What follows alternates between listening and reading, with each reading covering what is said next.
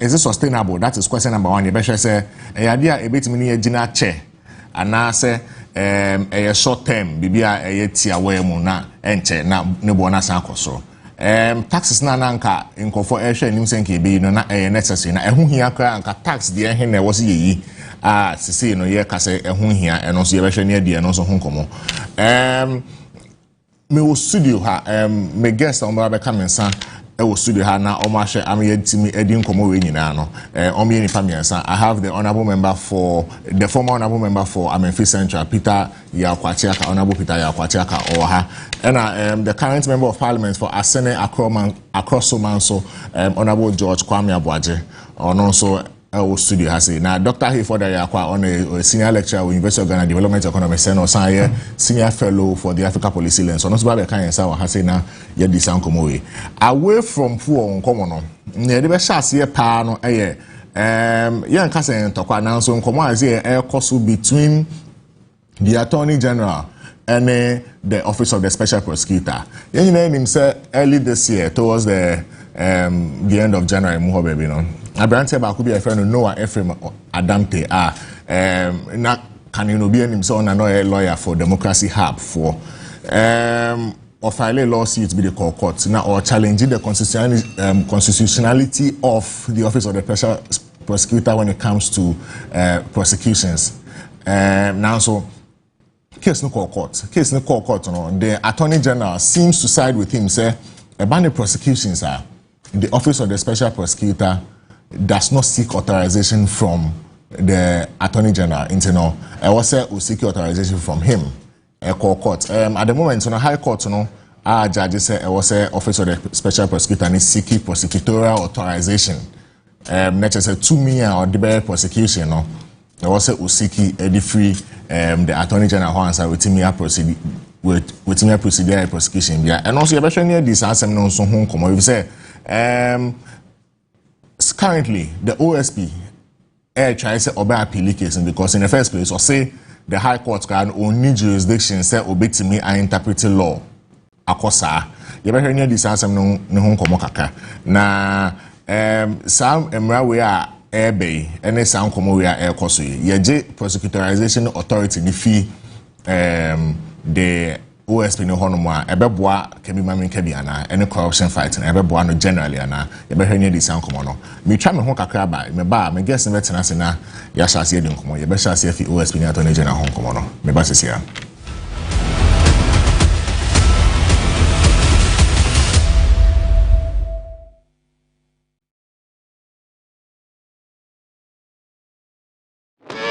It's Ghana's biggest grassroots sports competition. 20 years strong and still raising champions. Last year was epic, but 2026, bigger, bolder, unstoppable. Expect next level grit, determination, and teamwork as we raise champions from Ghana to the world.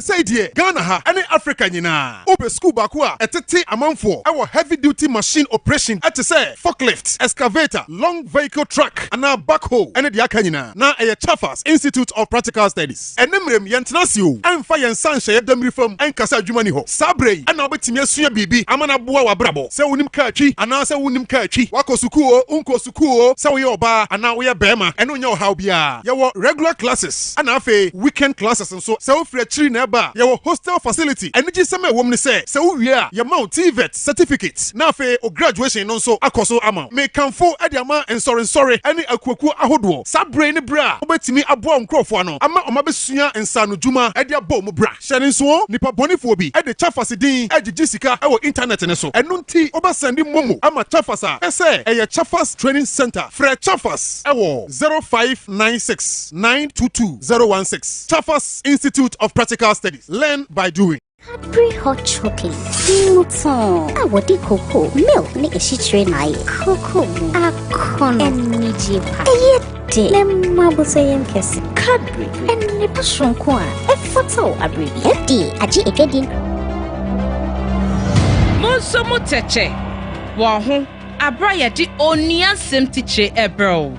Die trasem eba nkwemo. yɛde nsɛm no ɛnso mo pɛpɛpɛ yɛ so ɛne tumidie so kabena nyamesɛm ɛne nanaya opare ho dɔnhore baako wabrɔde nsɛmhia ne mfonyi ɛka akoma ɛso mo ɛdroda kɔpe mefiada prɛmto brɛ ɛwɔ onua TV so onua sɛm tiche wonsɛm wagye onua sɛm tiche droda kɔpe mefiada prɛmto brɛ ɛwɔ onua TV so onua TV yɛdwene ho paa.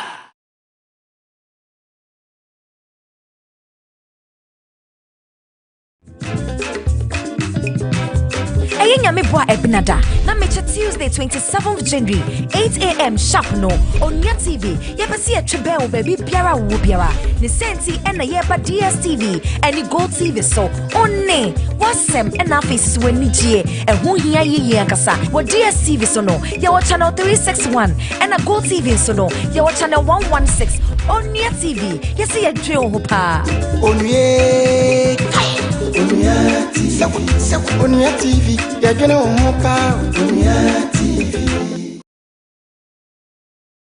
Onia apomudin keteke dabani de twatwa ukose ukoshe wapomudin unse nia efe edi apomudin keteke edi brew ya yenya bre ekopesika ekoye adwuma naso yenya adaje emfama ya apomudin unse onia apomudin keteke aba edi abam na sa eda no yebe check u BP u weight u sugar typhoid malaria eni ya de biara wo se u prostate u kidney sa so ena hepatitis B so eka ho ebi maintain ema yare enku essence kenti no bomodi ase ubeba onia apomudin keteke jubedi ase eba so na me adumu a efia 24th April 2026 ewo Tema Community 1 Main Lorry Station wa wenu untia we eye free ment na ho ema yare enku wabra onua apombi keteke yede aba ede ama obi biara wo ba wo nkwa mema ene wabusuafo unafonum nyina emra ema ne nyefe onua FM apombi keteke date no eye fiada 24th of April 2026 ewo Tema Community 1 Main Lorry Station wa kai se wapomdi hu ehia empa onua apombi keteke onua FM ya dwene ho pa apomudi kiteke nyumeko ase yasen eye Heartbeat Homeopathic Clinic Franco Trading Enterprise Power Specialist Clinic Agbeve Herbal Clinic.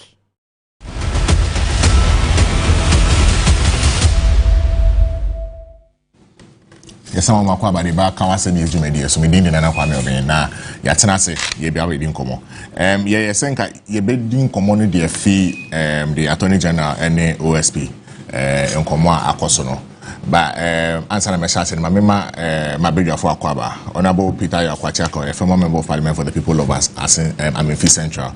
Honorable, good morning. Morning. Na bibi e ko ye de Amenfi Central for hon so to say me tie wonka mo etachia na ndo mo frame ya say mo flyer no so we mistake bi ho mo notice. Oh, ampa. No kwe. Iti omo je me na me enti mo frame ya say nka me correct nam so eyawe obi ahu mani mo ni me enti that's okay. Yes, but omo ye bi akoso. Okay. The honorable member for Asene Akroso Manso constituency, Honorable George Kwame Abuaje, or no so Abeka Yesa Osidi. Honorable, good morning. Good morning, yeah. Nyamiado, Bibi Aboko. Na Asene for so to say. Oh, yeah. Bibi Akoso. Kakra. Enya easy there, but you go soon kakra. Na Parliament adwuma say mudi ato mako recess kakra. Yeah, and your recess, you know, na me work insurance ya throughout me backra Wednesday no ko share ko insurance kakra Easter ni mu nyina na me shawo nti Wednesday na me ba akra bibia akoso kakra right ma me fa opportunity na me nchia asane across man so ko insurance for omunti na misia o madaroma me da o masepa so se no ekoso abomichi dom na me ye adwuma no e de ma o bibi nko yi nso a o ma mi hu na ye tutu ni ye very well ye ba share nkomo na CDF OSP any Attorney General say nkomo a ekoso de afio na ye be carry the office of the special prosecutor and setting it up in 2017 according to Act 959, that is the OSP Act no. Na sa act no, it mandates the Office of the Special Prosecutor to prosecute, to investigate, and then prosecute corruption-related offences. Now, at the moment, the current conversation at Air Course say, does the OSP need to get authorization from the Attorney General every single time a person prosecution? And I say, in case Air Course or court in the chair say, na only authority say or they be prosecutions. Inti nenka ye can or say or be prosecution be or say or seek authorization the Attorney General. Na I don't know akokofan komo we dia ba. The first school of thought in the person chair say yes set up office no and na onya ni authorization in the fee honum. Inti no unhia say each and every time they are no be sign akko back to the office of the Attorney General to get authorization. And also you come back one air course. Now section 14 of the Office of the Special Prosecutor Act no say onya ni full power and authority to prosecute. Now say no a honor case being so akko Supreme Court a person you nullify on them. But at the moment, based on the High Court in the judgment or the man during the week, it is trying to say all cases are OSP not prosecuted at the moment, null and void because we need the jurisdiction. So the Attorney General has been ordered to take over all of those cases. The Deputy Attorney General, Justice same side, Dr. Edin Simbi Etuja, yenti sansem, yenti the perspective on the matter. Now, the bar, you be doing commodity for this case. In instances where the agencies, other state agencies, law enforcement agencies that we give fiat to prosecute cases have been questioned. I remember one was on SEPS, Custom Excise and Preventive Service. Giving them a fiat to be able to prosecute. Yes, so that was, they used to be called SEPS, now they are part of GRA. At the time they were SEPS, they had a fiat to prosecute. But when the legislative review came and they became part of GRA, GRA is now a new legal entity. They were prosecuting someone who said that they didn't have a fiat. They were trying to say that they had a fiat when they were SEPS or something, but now they don't have it. The courts decided in that case that since you don't have the fiat, you couldn't, Recently there was a couple of cases like that. So this is just a normal thing that happens if you are, of course, if you are being prosecuted and you have any doubt as to who the authority of the person prosecuting you, I think you are entitled to, as it were, challenge it, and that's what the person did. We were not aware of this case. That's the Office of the Attorney General. Personally, I don't even know this accused person. This file has never come to our office. We, just like everyone else, got to know of the decision that the court has ordered that we should go and take over the cases on grounds that the OSP was not able to show that they have authorization from the Attorney General, contrary to their own act. So the case that happened in the High Court had nothing to do with constitutional interpretation, because the act, I don't know if you have looked at the act, but the act specifically says that the objects right in front of you. Yeah, subject to Article 88, the OSP will prosecute based on the authorization of the Attorney General. That's what the legislation says. So the person is saying that if you are prosecuting me, then you should show your authority note upon which you are prosecuting.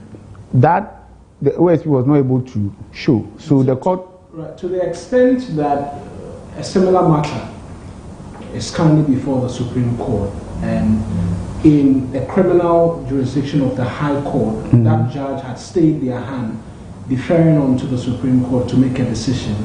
Many will say general jurisdiction could have stayed its hand as well. Yes, that doesn't fall within your remit, but...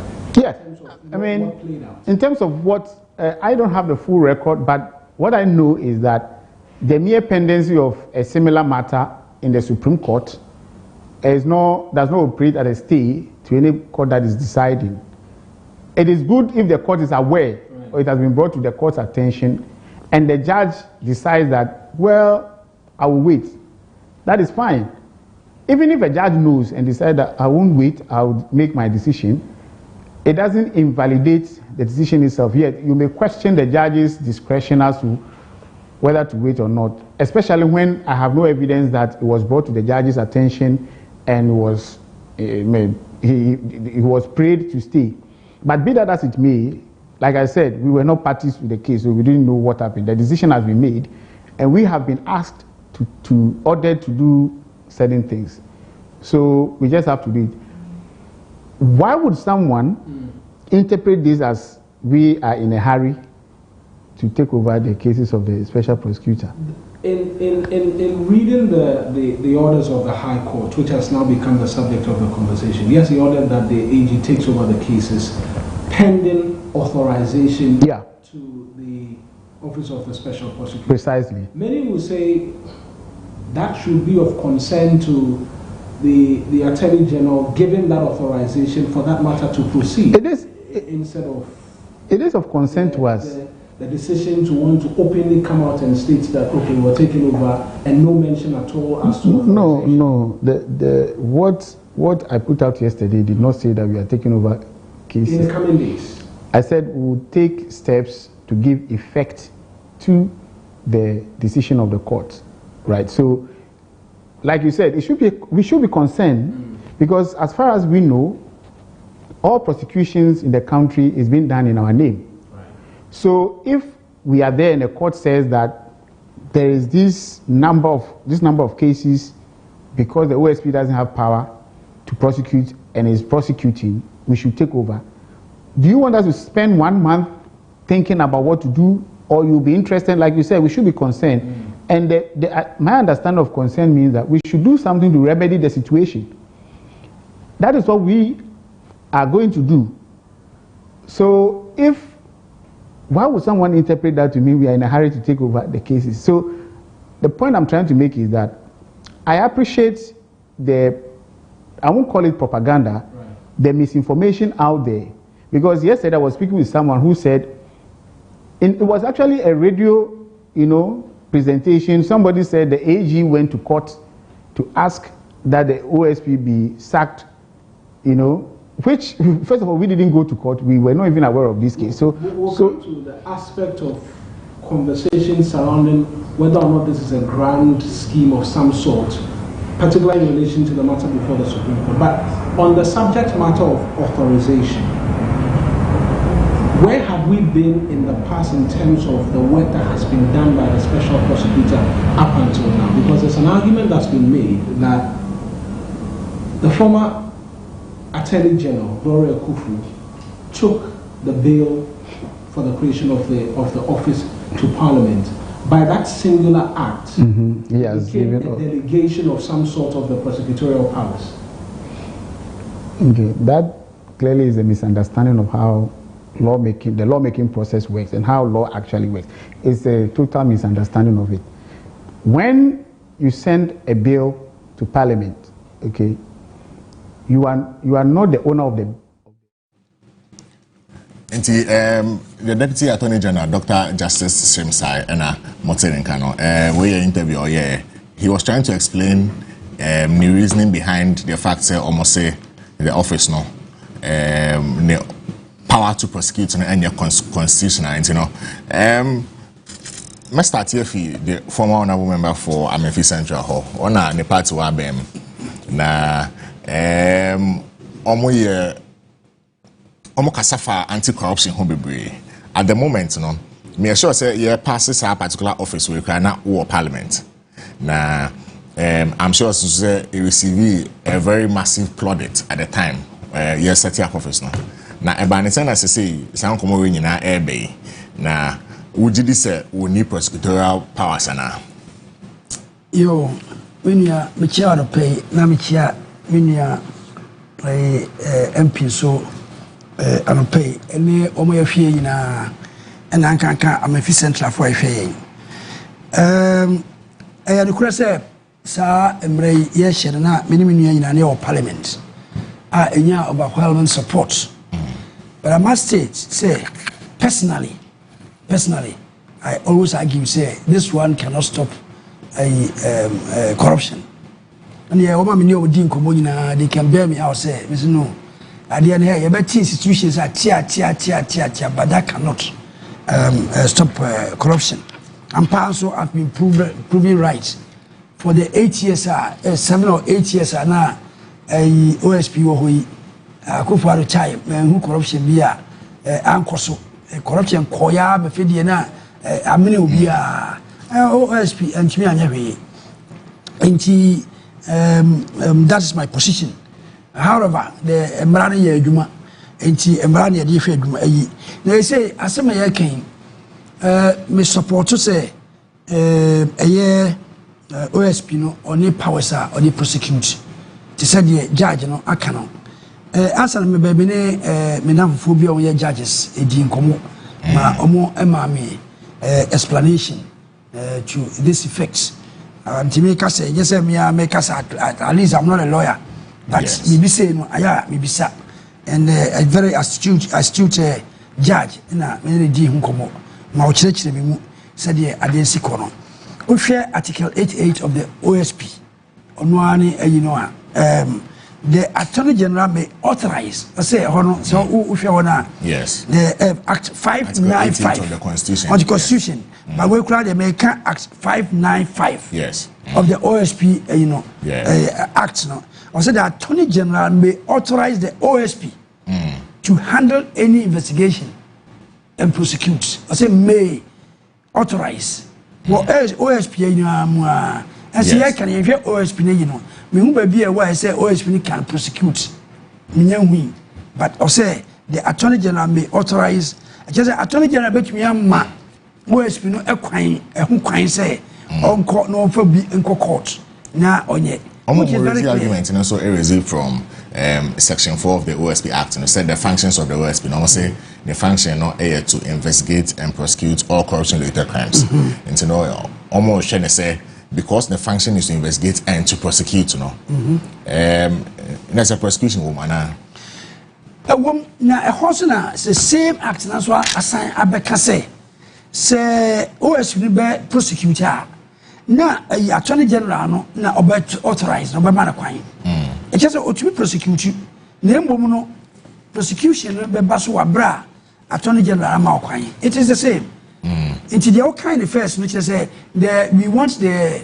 OSP to prosecute yes and ubanso Act 595 no so also I say before you prosecute no even though you can prosecute but before I between the obiako court no are prosecuting no and the unya authorization from the Attorney General if you can say what you prosecute the moment no answer na be no and the obi e ma okwan answer na why that is very clear say yes I can for we ni hye say the Attorney General may authorize the OSP to handle any investigation and to prosecute so I want you know override the first one now or so which my now when so me just say judge now or judge now also ni mrano yes into of share constitution so constitution say article 88 or say the Attorney General is the chief legal officer of the government yes and the bureau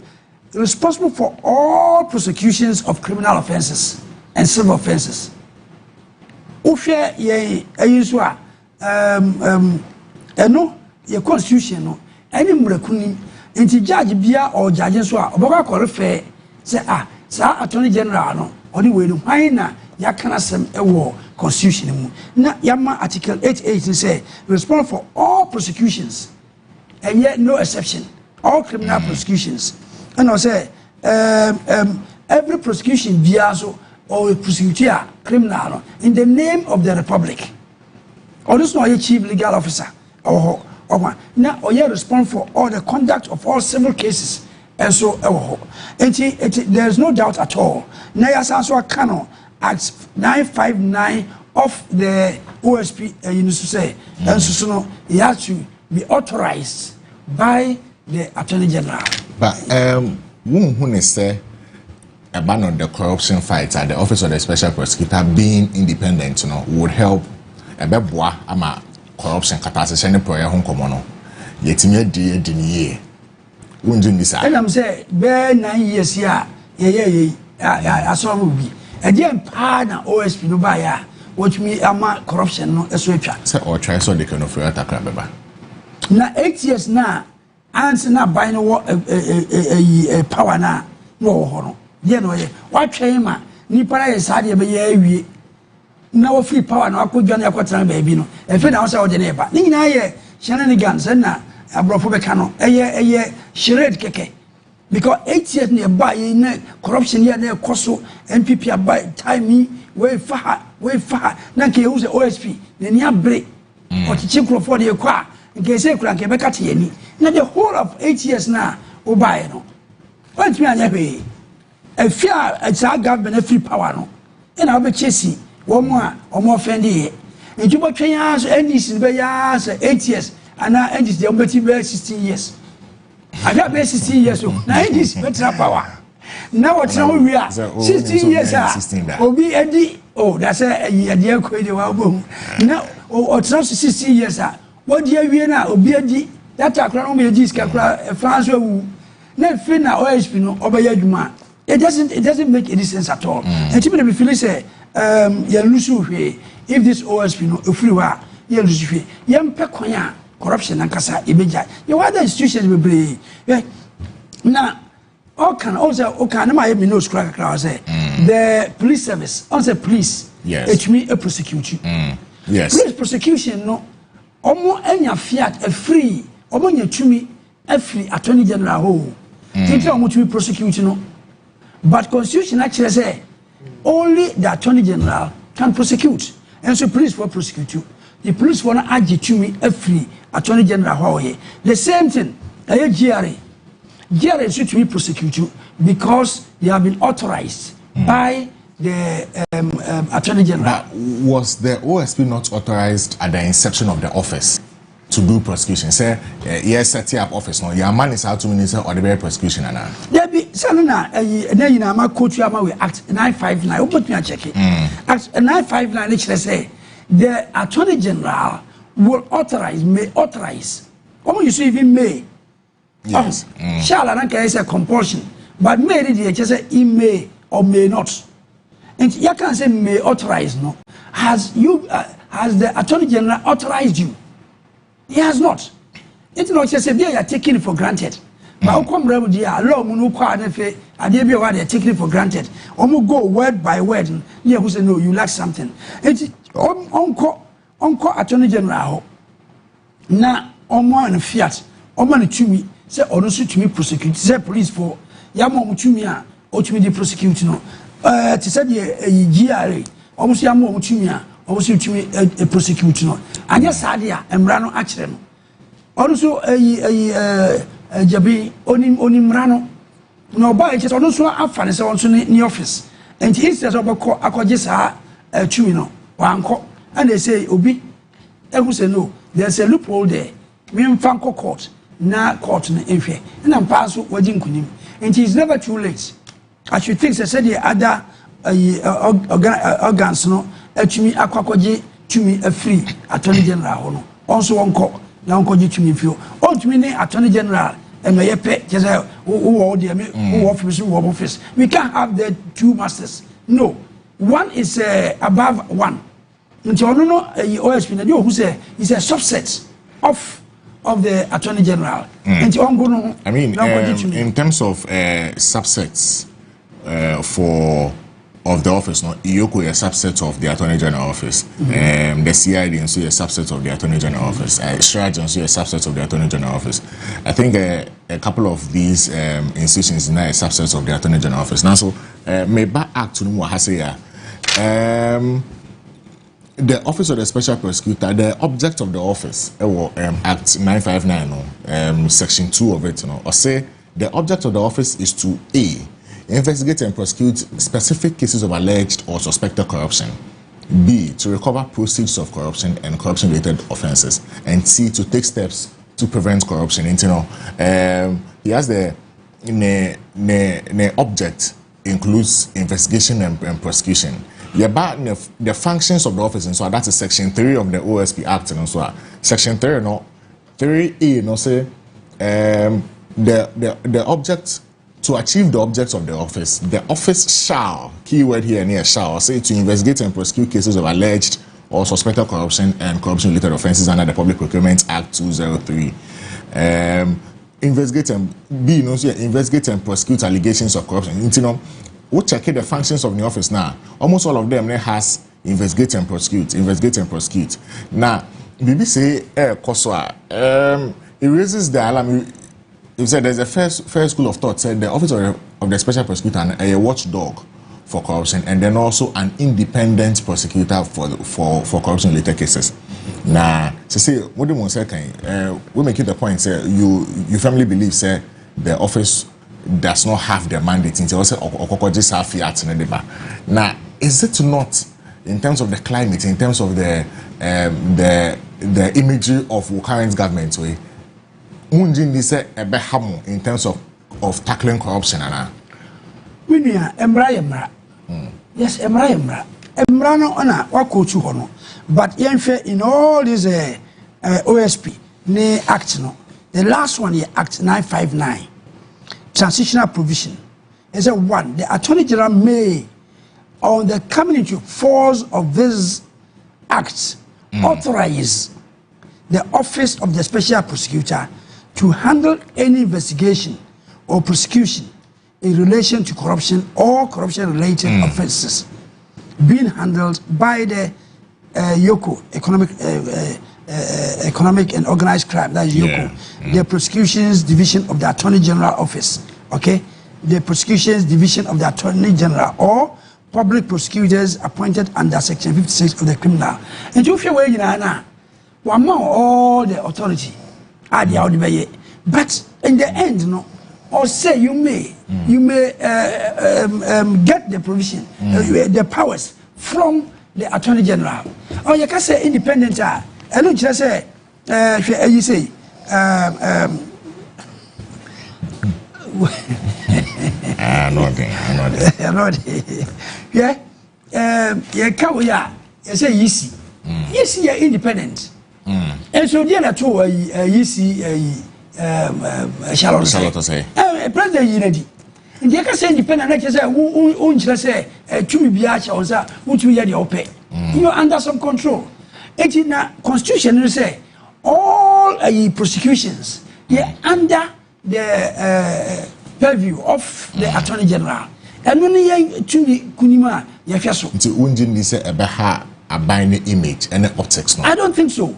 When they say you knew na mrano na yakom obi akom de yagu se mrano say that here it is a binding mraso a na wa yebone it is say ye hia no say ye fiat no ho no tumi no e na e de okoji e di free ho nje tumi na wo prosecutor Attorney General megina wo konso ma we say dey na wo prosecutor group wo ye ni ya na wo ye ye no, that's where you become independent. Police Oma jitumi free Attorney General ho. Police dey obi court na so mo prosecutor. Omo yin Attorney General no mo meka nchiro on the omonye. That is all. But you must be able to get the permission no from the Attorney General. That is all. And if they feel that when you are drawn attention, okay, the next day you go to the Attorney General, not the whole Ghana.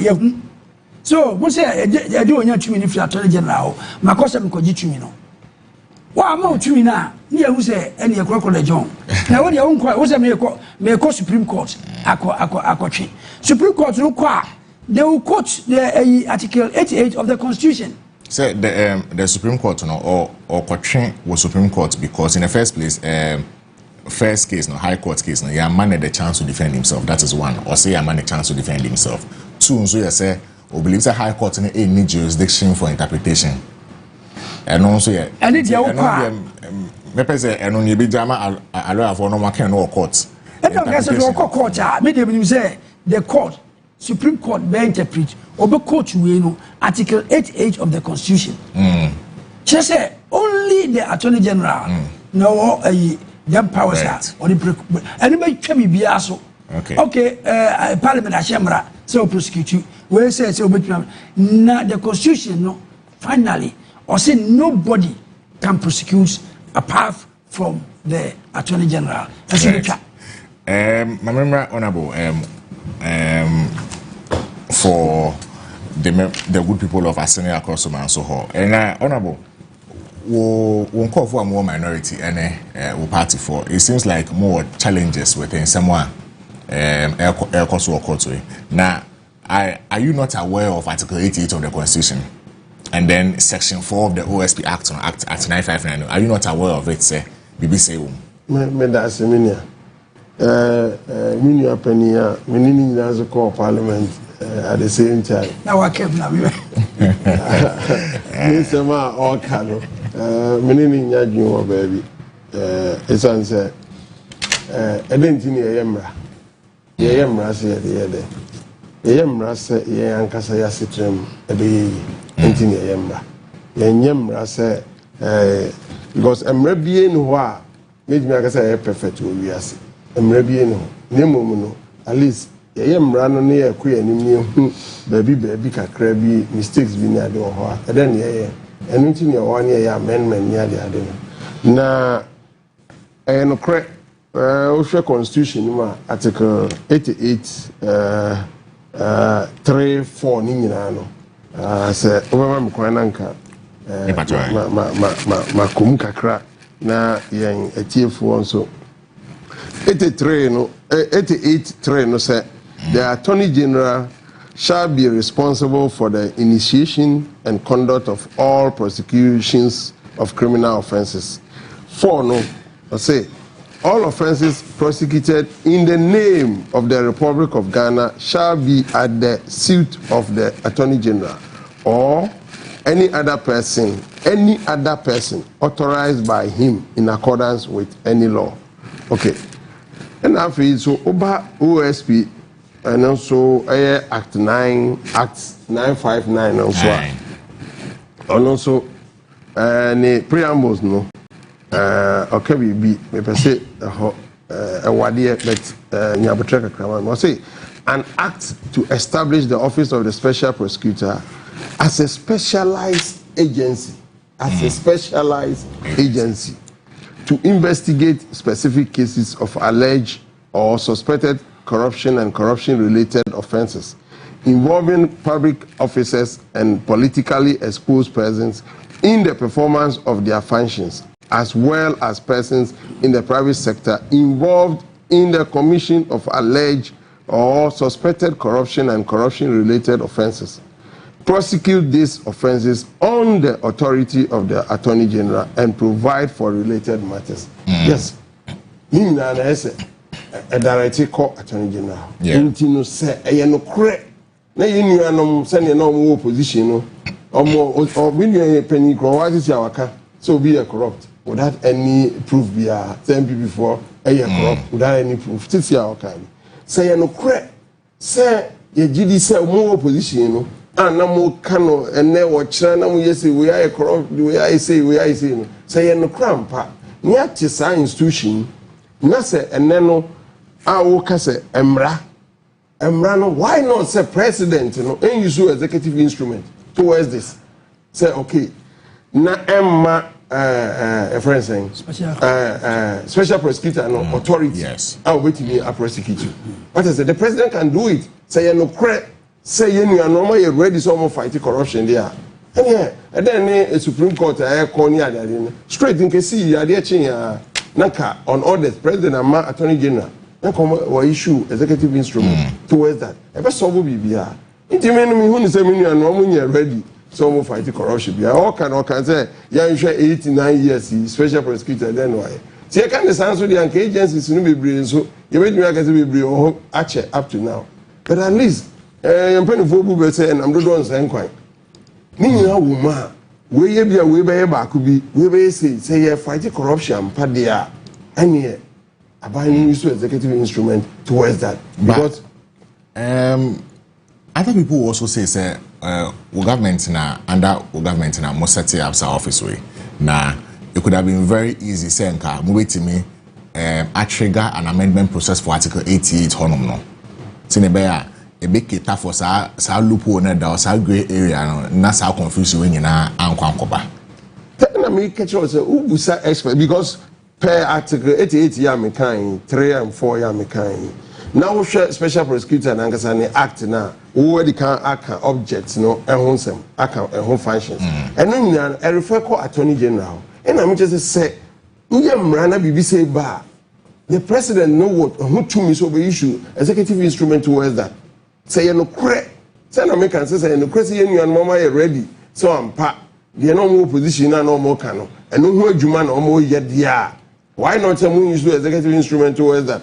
na M1 he na ekoso ni nyina tuntwa and na kyerɛ sɛ the omo kan opposition no omba bam na different because okay me nua pani ka sɛ o kakra refer yisi say yisi free o enti omo so ba na ohwema omo yi chief justice enti attorney see special prosecutors because all refer yisi's remover and no kyerɛ sɛ the ekoso yi intentional enti bwa so ye be ye na yi wenu na free honum because enya saa arena dede no ekoso no attorney general true president any attorney general omutimi issue executive instrument towards that na bibia tuntwa ni enku yani ina be chose invite as make say emra de ya emra bie no ye perfect we yes na emum no ye koni enti na ya woman ya amendment ni ade no enti se emra ne ye ne koni hu mistakes bi on a what do we have to do and only be ne they making say at least bibi sense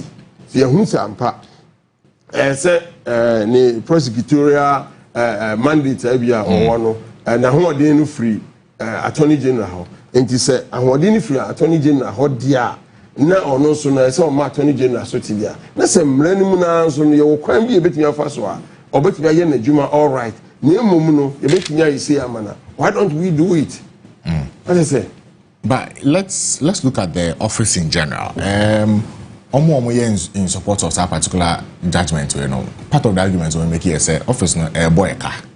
It is a BBC car because now one in the first place, if indeed it is unconstitutional and I say office no boy car until me insecure convictions papa be my do you believe say as a more critique office be acquire a duplication of the attorney general officer you who no so fast will be about your analysis ben here on economic grounds I check it if we say office in the buy communicators and all kind of trust say be with evidence say okay office in the buy in fear to do say be a prosecution why you sika be on my corruption cases be on the coin yetimi nya sika say afrim ana say yetimi nya conviction say afrim why na yes analysis na no chere enti se ne ena sa issue yenwen Adamti or something like that or the case yakọ court Noah Adamti or the yakọ court no oho na ansa na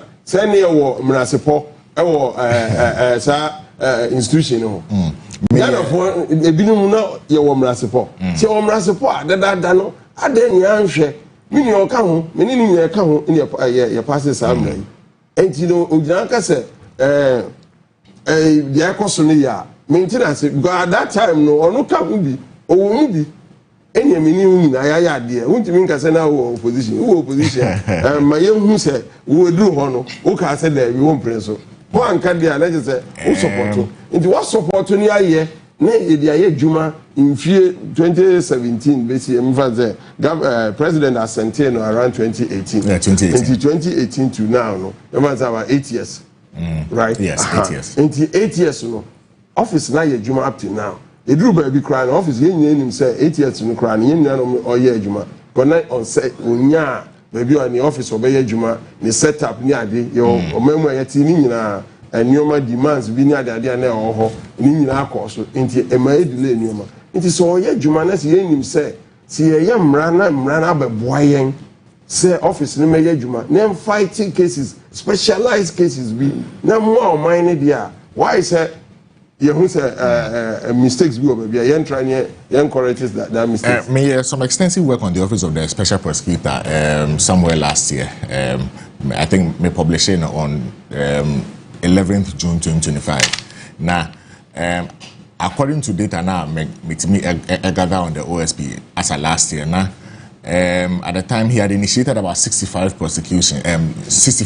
investigations. Okay. Now we're prosecuting 7 per. Okay. And now we're losing cases no back. Okay. We're discontinue me, you know. Okay. Until out of the 7, no, he had lost 1, discontinued 2, and then 4 were still ongoing. I think that in terms of conviction and so on, now we secure conviction 1. Okay. In total, now there were 6 people actually in the conviction. That was on the ghost name payroll scandal being a course, no. Okay. You know, to me, it secure 6 conviction back. That is for 6 people, and but then also argument back one in Kofo make you through sad data where I'm publishing and was budgetary allocations. Based on sad data, you know, the office of the OSP had received a lot of budgetary allocation crashing certain government agencies. It was between the year 2018 and 2024, no, now we see about 863 million Ghana cedis in terms of budgetary allocation. How many years? 2018 to 2024. Okay. Now we're see about 863 million in terms of budgetary allocation. Meaning, say, some of these claims, when people are saying, say, as a secure cohort, and it is being a duplication of the Attorney General office now, is it not valid based on this argument way? So now, based on who analysis why opeso mami etiase say anase minu ya say more can say office ni nguna na say because we are talking about prosecutorial aspect in an investigative aspect near. I think that will play a very crucial role in terms of the anti-corruption fight. Yes, the office investigating. Okay. Yes. Now assign the court. Okay. And no the course which say or the court Attorney General nim ho hwe. The course we nyana. Into oni sa ahoden no just Attorney General mano sa then 2 minutes.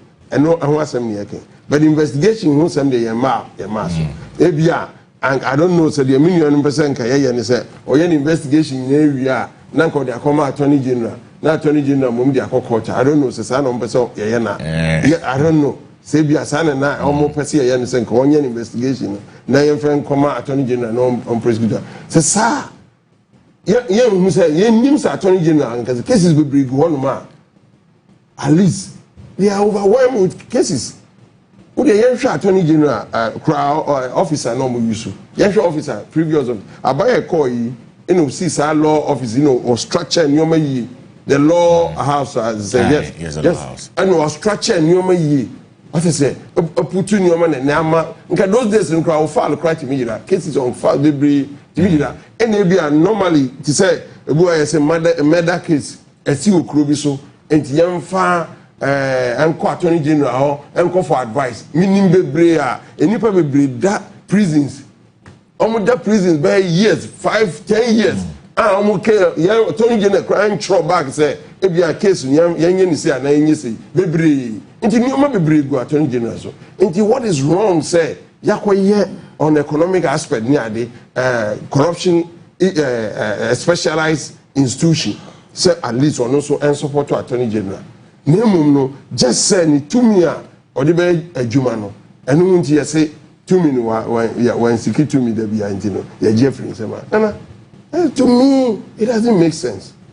Yes, because we are there say at least ye hwe ni ma ono so ye adwuma no support to Attorney General because Attorney General in case is a good so also.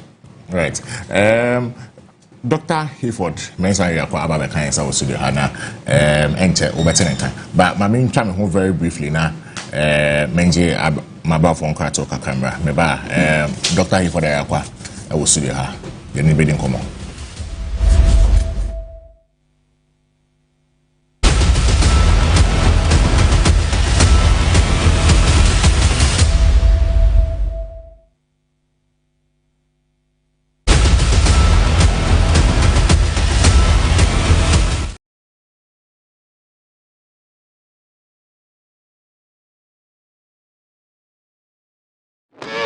It's Ghana's biggest grassroots sports competition, 20 years strong and still raising champions.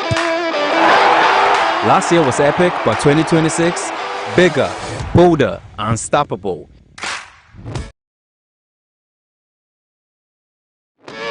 It's Ghana's biggest grassroots sports competition, 20 years strong and still raising champions. Last year was epic, but 2026, bigger, bolder, unstoppable. Expect next level grit, determination, and teamwork as we raise champions from Ghana to the world.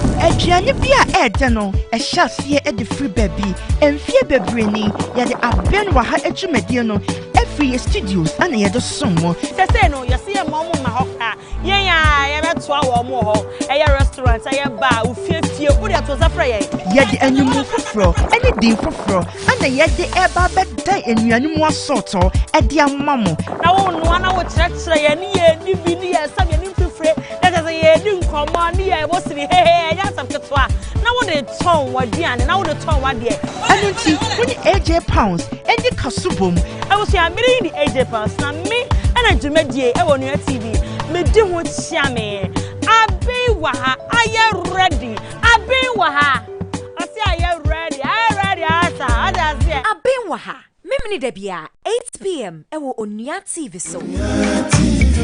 Onya.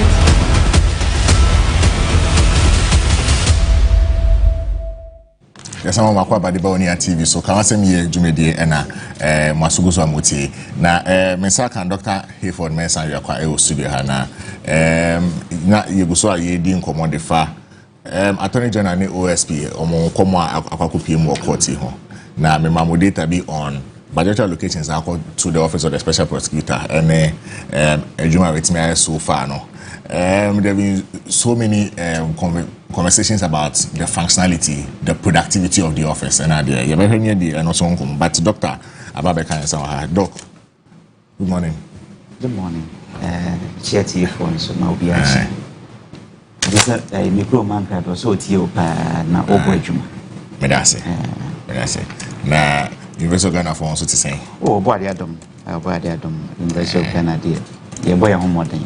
Dear Cassette, Papa, Abakan, dear.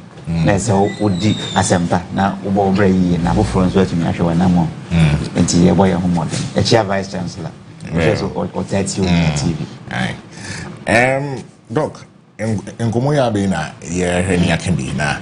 On constitutionality of the OSP in the office to prosecute and on our basis would you say in Komoya you just had prosecutorial power in the fee OSP in terms of corruption fight Samia Mimpenny for Edika Kayema Botaya a tight train tia yade sa office by ye Ebose say we die ebeboa ma prayer press enipa onya kwan ebesom oman na wo public offices no obetumi anya specific guidance say wonim say adwuma wo ye no say wanye ne yi a everybeba yebetumi aba ama wabebu nkonta. In fact, the Emra SSS or yes, sir.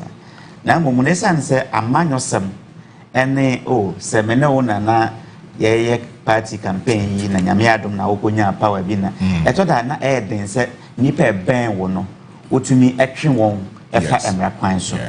And inti Sanyana a Busia Foikan. Oko Attorney General's officer, as I will refer Article 88, and Massa 2 mino at the Attorney General answer. But Attorney General and Minister for Justice here so a omampenyi a yeto aba edi yi no ono ne power sa Attorney General enti Attorney General or the cabinet one party chairman at the cabinet one a party general secretary to cabinet other ministers at the cabinet there be one president enyans edinsa also na fe ochina bi osio enipa yi a woni omo ebobre obi ususu se wabobra bi a emfa kwa mu ntine wo twen akokot na wone emrani na di na ede gise woni obi a sebe ne buye duru pa onim se adwuma a meye ibetinya yinyadi any moment but in fact who try crampo a president no appoint wo no oba you everywhere in no time because on person oba making it unpopular and so the idea for OSP no was to more or less give that opportunity for corruption-related cases. Yes, you say a bad thing. I'm Attorney General and so handle because over the years, corruption-related cases now. And go ye, and ye nani wa rich must say a beko ye in this situation. But near a ruling here abai basically near can say a centralized situation maybe. Yes. We are back to where we began before 2017. And it is not good for us as a country. It also means to say the independence now ye pay say the office of the special prosecutor benya na what me aye na dwuma or bra without fear or favor say we a blue and green and red and yet be no sa independence no we investigation na fe unya authority from attorney general the same problem ye can W'asem Yie he's still confronted with the same problem we no power to prosecutor and to no say farmer me prosecutor we need to me bia say what the man no the docket na man no no prosecutor na oje na say me study docket no na mama hwe say ye nto aso na enfie bosom mienu bosom nsia na on fa mu I say me da so me study docket no what do you have to do what do you mean nyahwe na just say basically no you weaken the office of the special prosecutor in my opinion this is as good as saying say office no dissolve no that is my candid opinion say botaya eta office of the special prosecutor na chi na the ekosui it is as good as saying say office no is say but ekoba say ye ka so ye good office na Ghana for ye be hu dede and this is a very good way a very subtle way of saying say office of special prosecutor you cease to exist in fact I don't see the power anymore you can only back what do you mean by it na ye fi baby enye be do baby Yedikan. I say we enso yesu ehunu emma the current occupant lawyer Kisia Jaben. Say wunya opportunity be at sa. I say wo hwe say wani beko wadwuma ho since kasa no be bebre. Sincerely speaking, me feel say kasa no doso dodo. As a sensitive officer, it is udi ujuma. If I say kakra once na twa mu na ya press conference. Ntonto bi fa waso ho ana ye release press statement. I mean, office na nyesa na ye no. A serious office. And enye enonkwa na ye officer e fight corruption okoimu. There are several other ones omo ye hu so omo yo madwuma sa. But this office e be ye bibia. In fact, every week, I said, until now, the media were always looking, say, Yanko a OSP site, you may never do. What should I story be? Besides, June 11, 2025, my data now me collected on the OSP office now. At the time, now, why press conference back 14. Now, over what period? Why 7 prosecutions, meaning now why press conferences, more prosecutions, and prosecutions that way. Until I do my at the Mao, ye were Juma. So also say one concrete evidence here I say we 200 more and run it so say fako you are going to prosecute fako court na go prove case nipa na wo fu say omodi bone ana so kitase say ye sa so bone bo no my money wondi na wo wie na say wo de betu dwa na we say o say ye why are there ampa yent na enka say ebia the cost implication no e wo more of course I agree say see that analysis. But Mr. said that is very important and it must be established. It's a lesson, say, yes, you be a free move. Number 2,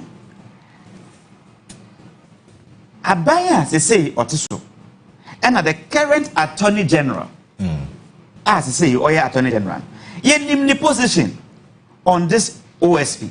FTT, Abra was shas, yes, away. He's been one key proponent.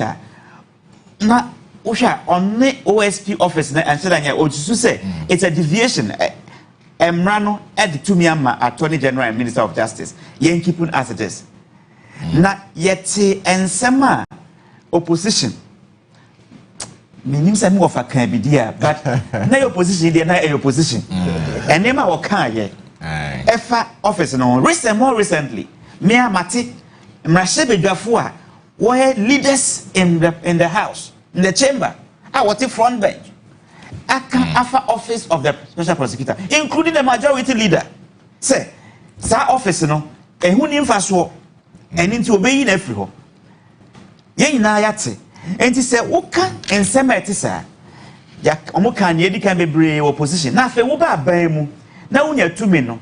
na wo ye niema eti saa tumi a papa no ana office no de be ya adwuma no wo gi free ne nsam a na office no sabio afiansa ye be bo ho ka enti now investigation a ye be ye nyina no e be gina attorney general no so osusu se we ye de be ko a ye de be ko o se we ye mfa nko a ye mfa nko enti na e ka ye boye e de yes our investigation ni nyina no e ho na asem no wo enti for me make I say it is as good as saying say ye go office na yen to means yes ye member to me no kura yen na yes office no ho hia ye ma attorney general enye na adwuma yen ka say office no ho hia yen gu no enye san so dia so mampanyi mene ayi honorable ye adwuma adwen say so mampanyi gitumu ampara say nia office no ye setting up say emeye no ebe boa ama ya fight corruption then Omanpenyi must give an executive an EI instrument na aboa ama sa enyema washase because say as at last year over 60 cases are investigated 65 investigations and trust me all these investigations it doesn't come cheap yes a lot of money yaboka say what my nipa eko emia yeko investigate say property bi wa yeko hwehwe akire ye put it up all kinds of cost ever with some of these investigations and he said yeah we nyina eche na secretary and say attorney general Matis empanyimfo akukudama tu ne for say offer kona kwatena se na jiwa dakatua na mate ayi lawyer for empanyimfo akukudama it's kwesi prempe say kwatena se na jiwa dakatua and obatimi ayesa na want to me emesha no nebre so a no ono ankasa say yi ono de kan asem anything me susu say kasa bia e course so enra ene ne e course nne no na e ka mia yese epo bia e kekere wodan mu e na yesa ne wabonte a kire ono ankasa nso ne suban bia odan na di e woni kasa e mu me susu say the brain wo ho a ankoyiye eno nso e ka ho e na yadu ne yadu na mbom ni nyina nkamfo ano Omanpenyi na tumi eda no Omanpenyi ka se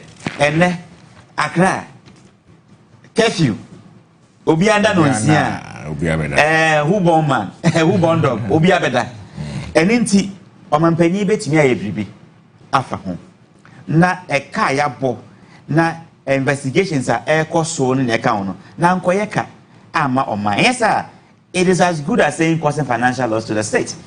And we have to be careful. Say when you know na anye ya say or a principled person. Na say ampa oji ne hu di say juma mi di na mi di mi juma pere e na ne abania.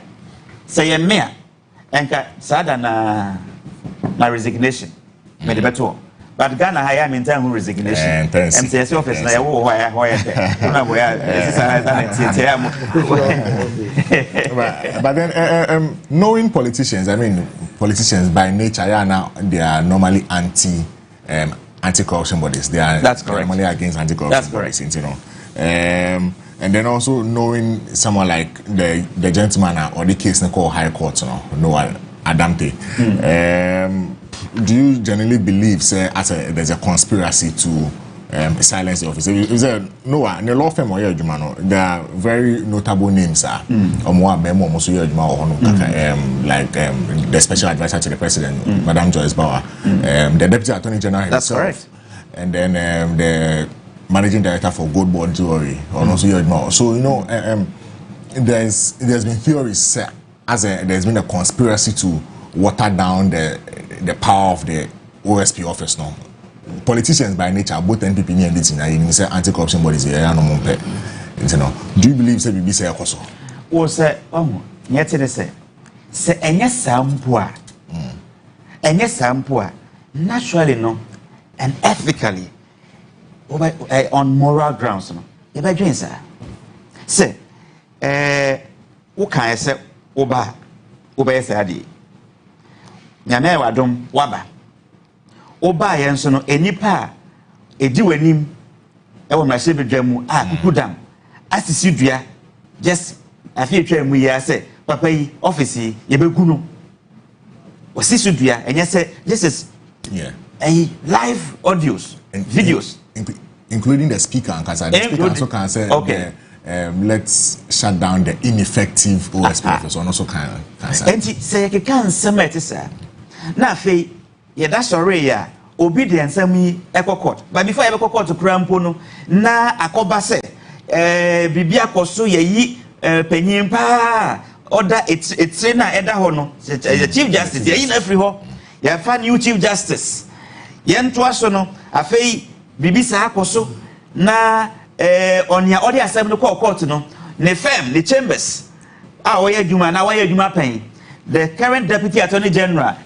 ono so ye adwuma ho empanyimfo akuku dama etu abanfo president fo ye adwuma the same chambers enti ebeye den se wo be ka kire me amete here say enkomo bi nko so we kire because esisi sododo ensem ni na esi wo se wo draw line na as a line no eya too straight again enti na nka bi fa chen dia wonu se wo e bia etom ebeti aba so se ebetom but okay ka ba ku mienu miensa si ani a entumi nye kwa enti me se be ameti die jese who prove beyond reasonable doubt to say this is not conspiracy. But don't even forget, politicians, the anti-corruption agencies are this week, last week, this week, some of them say a auditor general so for another anti-corruption body. Yes, also. Say exactly what is the motive, and I expect to say. Many no ma yadwati on say be dede afa nema emfata o man yimu no we will take this up. I don't have a problem say onipa no wadi bone na ya investigate next for adwuma to nchen na I mean let's due process because who say we fight corruption no you must be blameless and they say efi efore wo ho and say who say efi kitu bi fore wo ho a and ye mia meka ho ye be ye wo dede nie yi afri ho. But what I said, I think we should be concerned. Say, ye pese, peri yo, na yetimi took it as a shiny proyasi or my mua. And yes, say yetimi share, na a nipani muku a boyan, I may yetimi a consa akono. Yen to 2 1 say, but near Coswedia, a camia say, I have my doubts. Doc say he has his doubts. Maji, honorable member. Former honorable member for Amefi Central and the opinion last on this. Imagine the opinion last on this. But remember,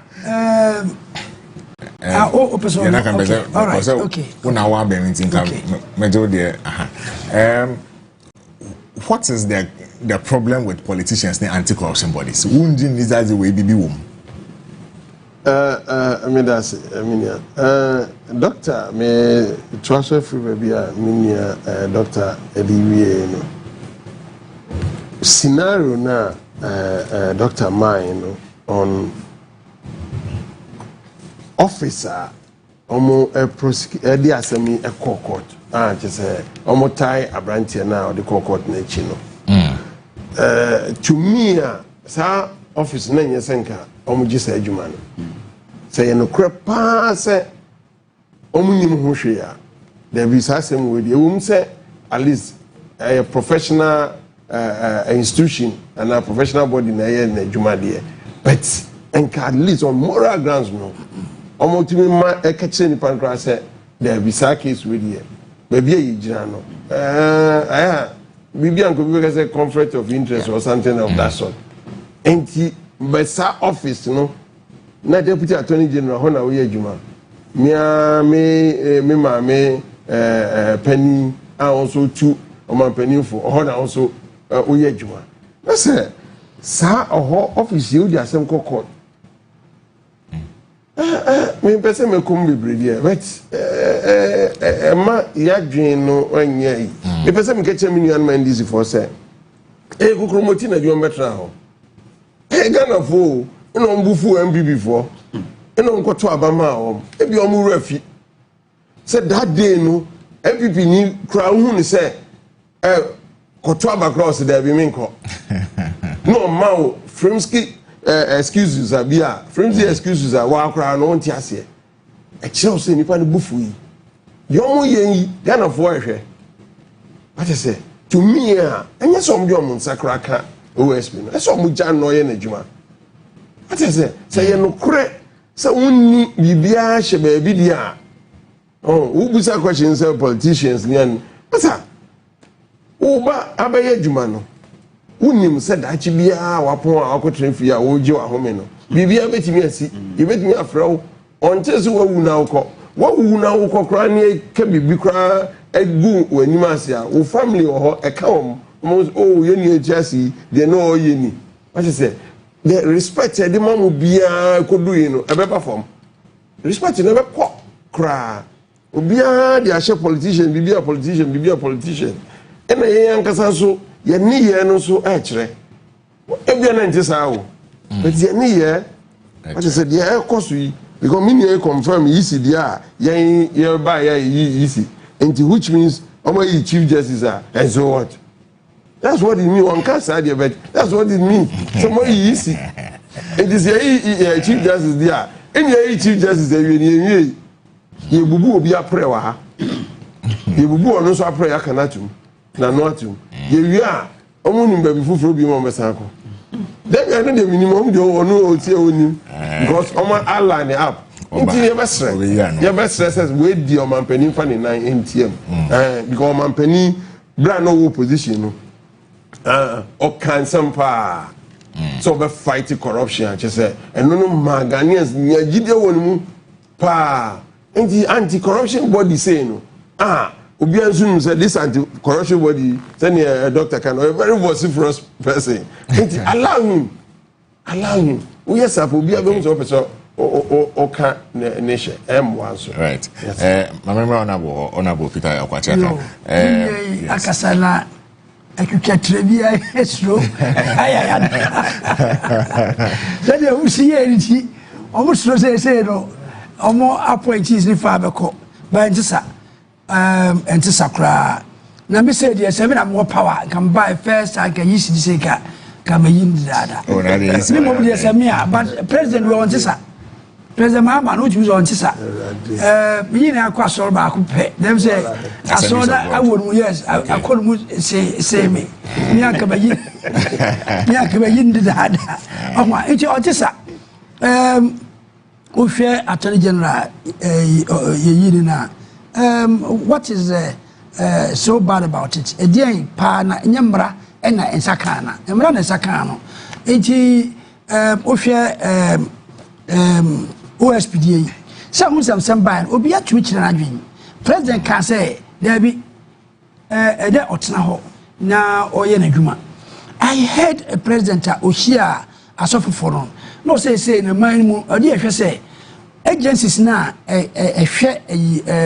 corruption no omo modene nyomo adwuma no wa bra party no power no na omo enchi nkrofo no there he is not going to protect any of his appointees or say every time be obako cabinet meeting or no say we be amrad be chiwo no obama ediwako and so he was even encouraging them say omo modene no munye wa bra party no power ye ntwan ma nipa no mfiri so na fe ye be hunting na e be say witch hunting to say ofuri atadi OSP inti niema boni na ekoso wo manimu wa hu fe nipa no efiri so na ofiri manimu na fe na okoche no and he made a remark say no that is bad ye hwe niema mu abra nipa no wo power no ye ntwe ba nipa mfiri so na government na get na obeba no na say o chesi say nipa na say obi abaka say oya witch hunting. The president said this na nipa ka say ya na che so pese do attack bi ni ma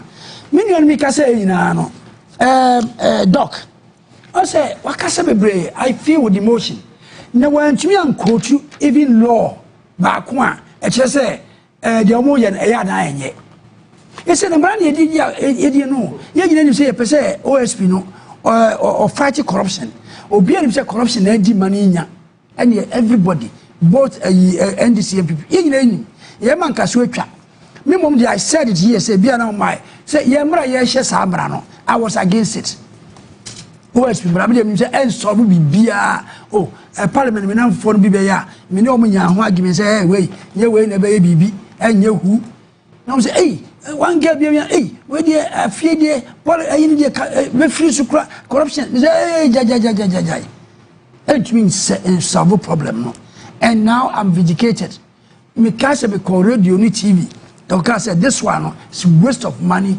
waste of resources and solve however you vote and at the end buy it you have to go with it it be balance already you free so I mean I would like it because initially my stand was say and solve problem and pass and solve your corruption problem and solve it let's just say at the end year na kahunu na be if anything at all wa be wesen no for that the or can be that collusion and no money journey ko he na an American they yedika kind say the act 959 no or say the Attorney General may authorize the OSP a brand ye share no OSP brand ye share no or say may authorize the OSP to investigate and prosecute and there's no two ways about it can ye nim and will be a court and the share who say no and then particular san only to me or they prosecute only to me no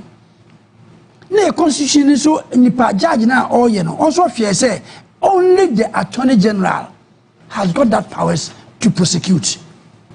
Now, so we didn't take away the power no, from the Attorney General. Yancy can say, answer now be prosecute no. Jim Brano, a free way ho. And you can't say, a buying person who came on yes, no, Emran can say. Now, Fiat na ye cannot. Now, Attorney General, the OSP, why say? On to me call Attorney General ho. No call you Fiat, on call you to me. I'll bet you they are prosecute. Can know your name is simple. But you cannot usurp authority over the Attorney General.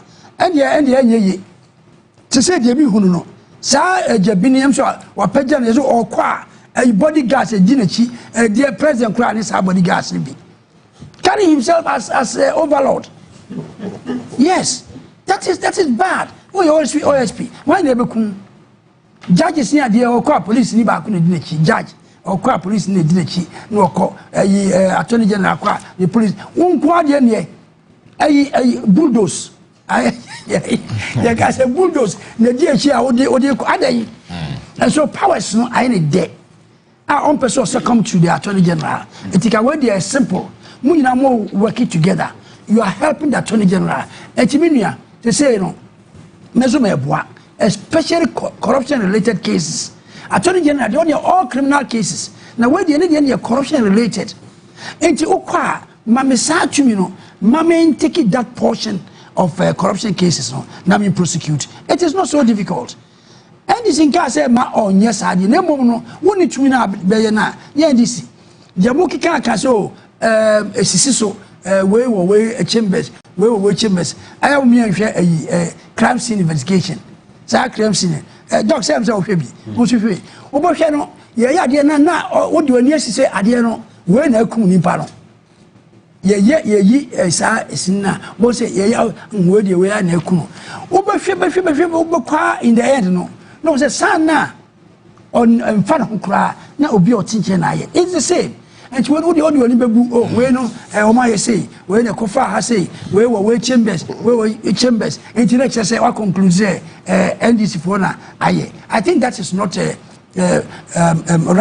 Nemo jebe par say yan hwe mra no mra na o de yi no mra no eye no kware say ekomrema na say efemrema na say enfamrem na fe di akare yan hwe. We all want corruption to be east. So betumi aya your man sa uncle just said to me no from prosecution for how many years 8 years I say now sika put you the amount what the fire security do achi now to prosecute you onye ochi obi antum that time na obi anhu what to mean prosecute you nipa ba akumpo for all these years. Now what is the point? What's the point? Okay. Honorable Peter Yakwacha can out in the now, my main kind some of my comments on Facebook. Nanabuama say good morning.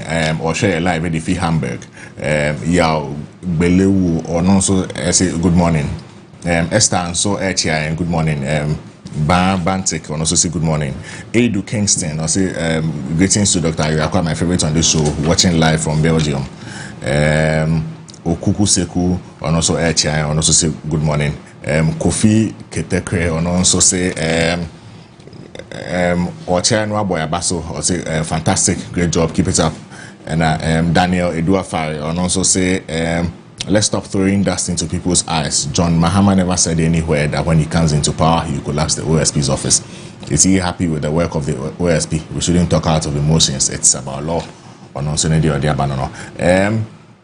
Next on the table, for say last week you didn't come on. You can say the finance minister and the CEO for NPA and various full stakeholders no got nobody in common. Eddie afa for that was the resolution from cabinet meeting a call so on Thursday. Now, yes, meeting a call so. Certain reliefs have been made. It took effect from the most recent pricing window starting April 16, that is 2 days ago. Yeah. Now at the moment, say you can say petrol air call for 13.27 Ghana cedis. Diesel also air call for 17 Ghana cedis. I think the difference with diesel not air 1 Ghana cedi difference. For petrol, no difference not air. I think just about 3 pesos. Now LPG so at the moment it's selling for 10.79 and also air call for 10.79. Various people in Makasa, Copec, Akasa, energy consumer watch for Akasa, they felt say Nanke was say the reduction no should have been a lot more substantial, probably up to maybe 2 Ghana cedis crank and bad. Transport unions and so I'm on whom so almost say taxes no say yan scrappy be no permanently or more ever increase transport fares kakra because at the moment you yan scrappy tax be for 12 taxes ni busu tia or the 12 just that the magnitude so na ya tete ebinom so but me twa me ho me ba ye be kofu enkomonum na ye de ni me ba sisia.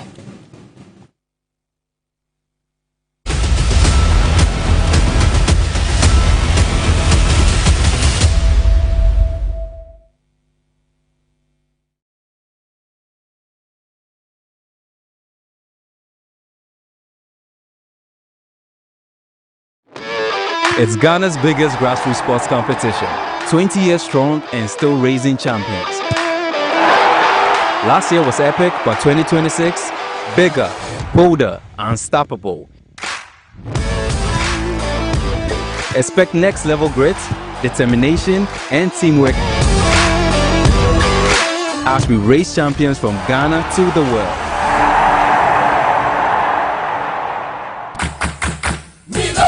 Say dear Ghana ha any Africa nyina obe school bakua etete amanfo ewo heavy duty machine operation at say forklift excavator long vehicle truck and backhoe ene de aka nyina na eye Chafas Institute of Practical Studies enemrem yentenasio emfa yensan hye dem reform enkasa adwuma ni ho sabrei ena obetimi asua bibi amana boa wabrabo se wonim ka atwi ana se wonim ka atwi wakosukuo unkosukuo se wo ye oba ana wo ye bema ene onya ohaw bia ye wo regular classes ana afi weekend classes nso se wo frɛ chiri na your hostel facility energy sema wom ni say we are your mount TVET certificate na fe o graduation no so akoso ama me kanfo ediama sorry any akuaku ahodo sabre ni bra obetimi aboa nkrofo ano ama omabesua ensano djuma edia bom bra hyene nso nipa bonifo bi ede Chafas din egigi sika e internet ne so enu nti obasendi momo ama Chafas a ese eye Chafas Training Center Fred Chafas ewo 0596 922 016 Chafas Institute of Practical Studies. Learn by doing. Cadbury hot chocolate.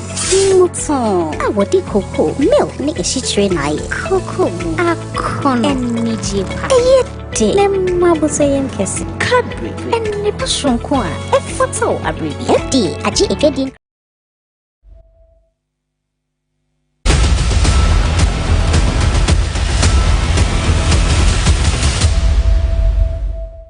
That's how my kwaba Onia TV die ka wasem yejumi die na ogoso a wo hwe me den na nakwa me me tene me dia ma me nya be makwa me apia ko be Mr Speaker na fu ho nsensem na ye se ye bedi ye fi commercial break ne ba na yeah me mention say taxes no ye nyanti ye bia mfi so no ye nya scrap ye bia but atete magnitudes ne bi so a ama fu ono bo aba from kakra 13.1 there at the moment no enye bad.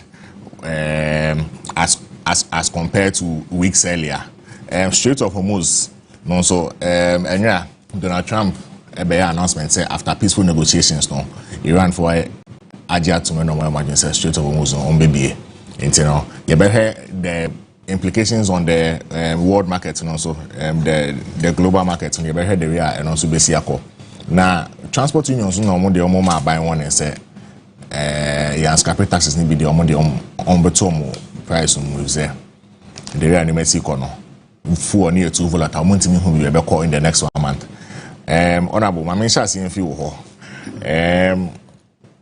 so with the Asempa ana oh Asempa papa so for the na etobi yes it a course no how bia nti se abafem so a Asempa papa we are only praying say ama from kese oh say eno de who say the world all over the world me bia fu na kosoro straight up when you see a walking I've passed there several times. I'm not a seafarer.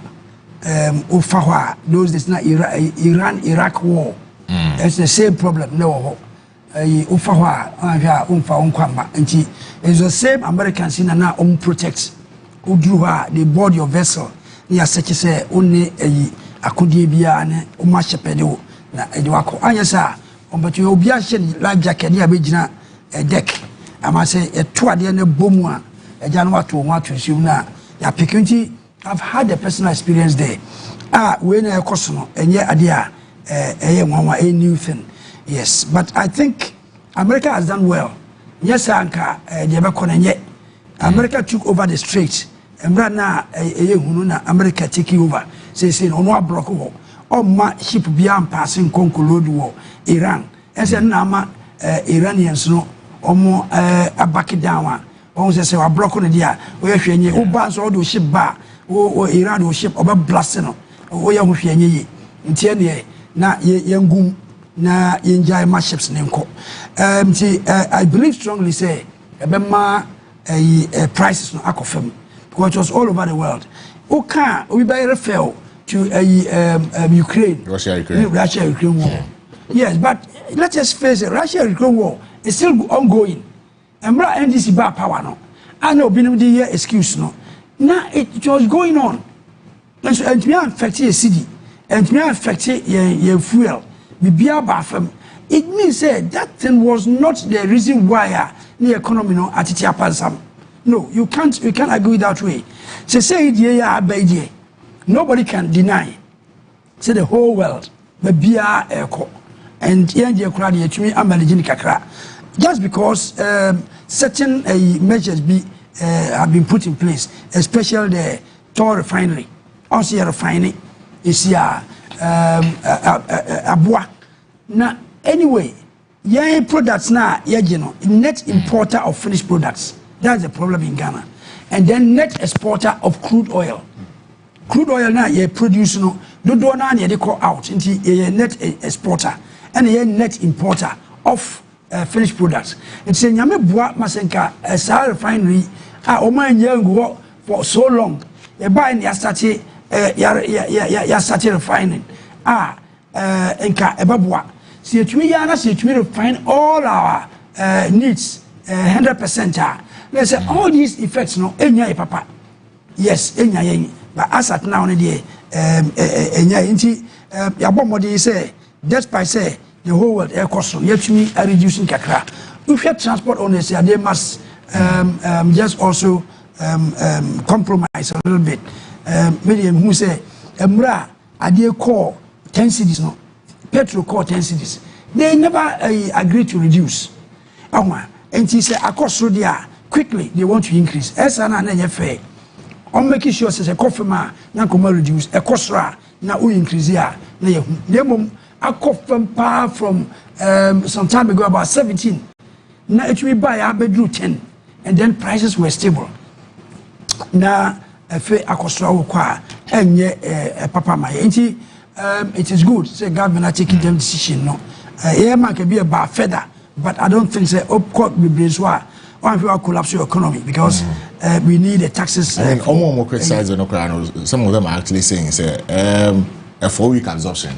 Say almost say on we my absorption of certain elements of the course for 4 weeks there.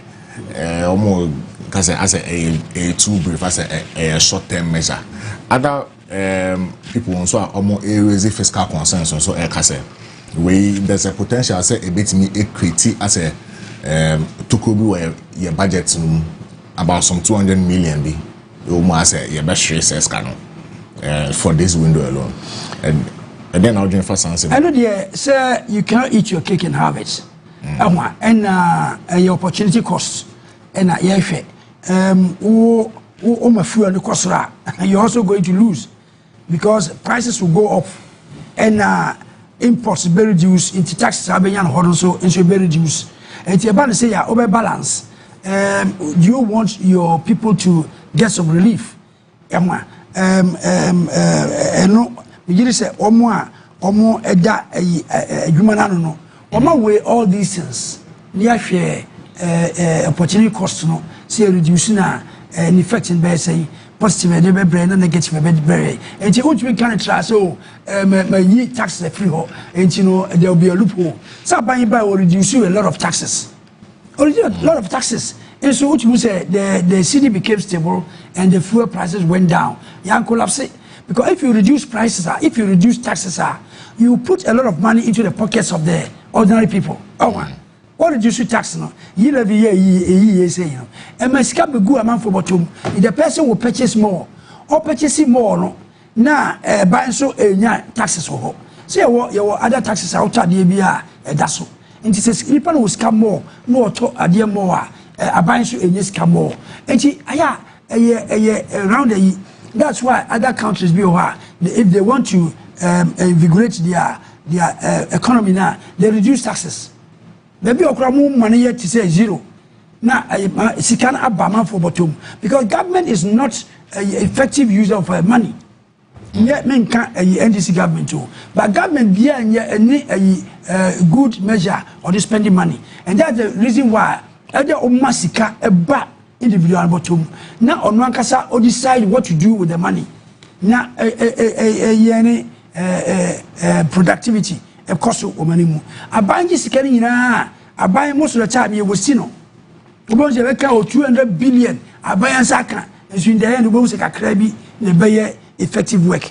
There was a bat and someone will be the better cement as Sidani, will be better a car so tax that so will be the better Diani Aquavinum and I'm so we cry and switch your tax.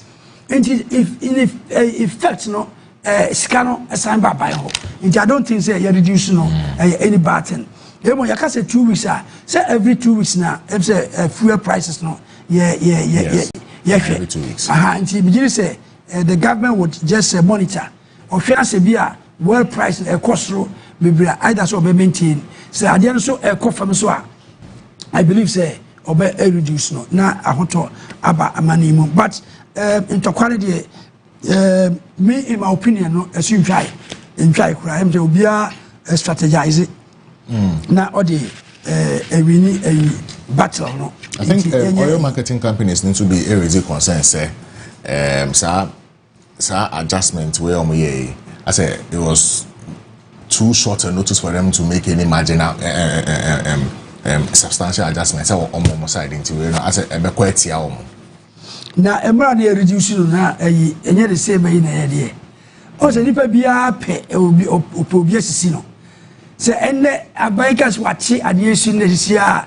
ana so they enjoy it o kosoro dia sorry se ade na kosoro ya kadia on ka se ya ba na notice o se ade na increase no on ka se ya ma na notice na mom se ya te so no de ya ma notice ma wa adjust I mean sometimes utie na nyefe sometimes a costra maka oh abanke don't my chance kakrama ye hwe na ye increase the prices no e say you increasing suddenly enye yi nti ye twen kakra and the now so that day na wa increase no but ye reduce the dia o say ke dia ma ayi ohwa o hwe o ma ye forest ya forest no everyday your everyday price so and still they make money sometimes by hour omo communicate no musa de na ekosro no ma akosro e ba fam no aba fam and still they make their margins inti yesre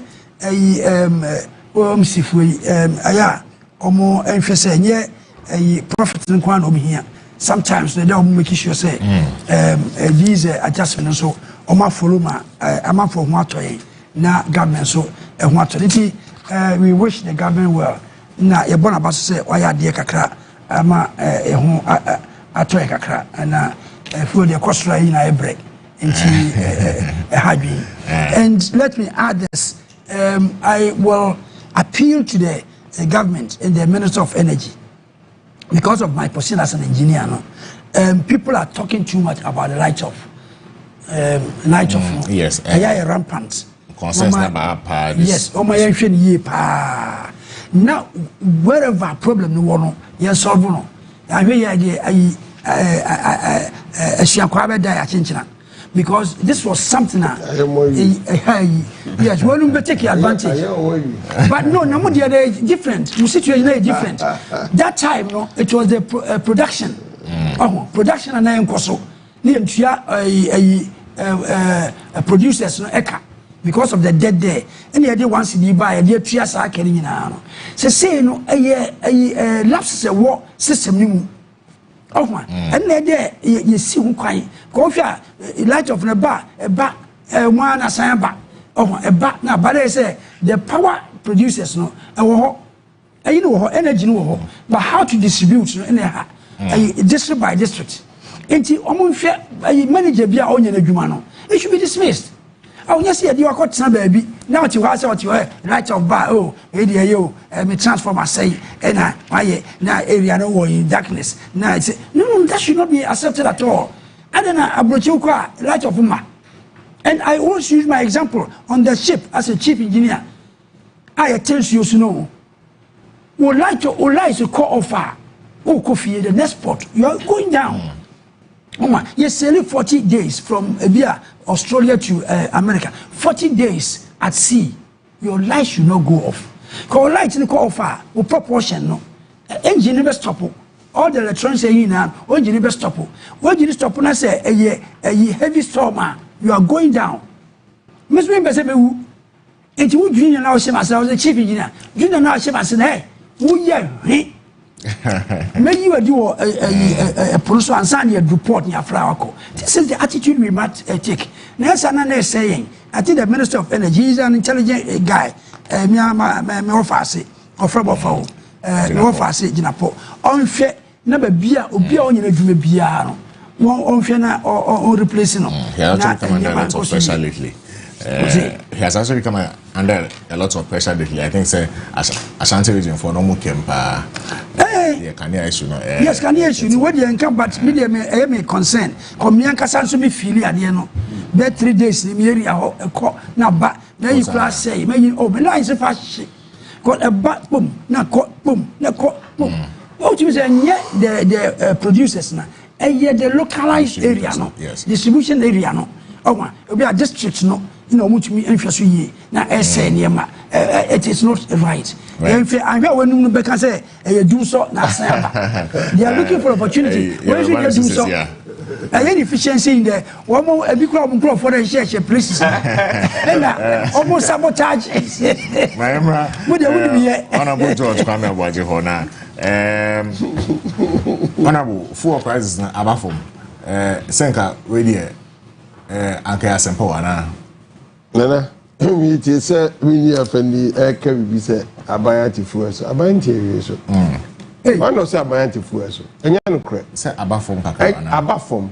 Benya abayin all the any taxes na eguso. Okay. We have over 40% tax say war fueso. And margins of industry players no. No omo a committee e reduce omo margin no ebi. Any side effect no. Nya abayin na TV so. About TV also.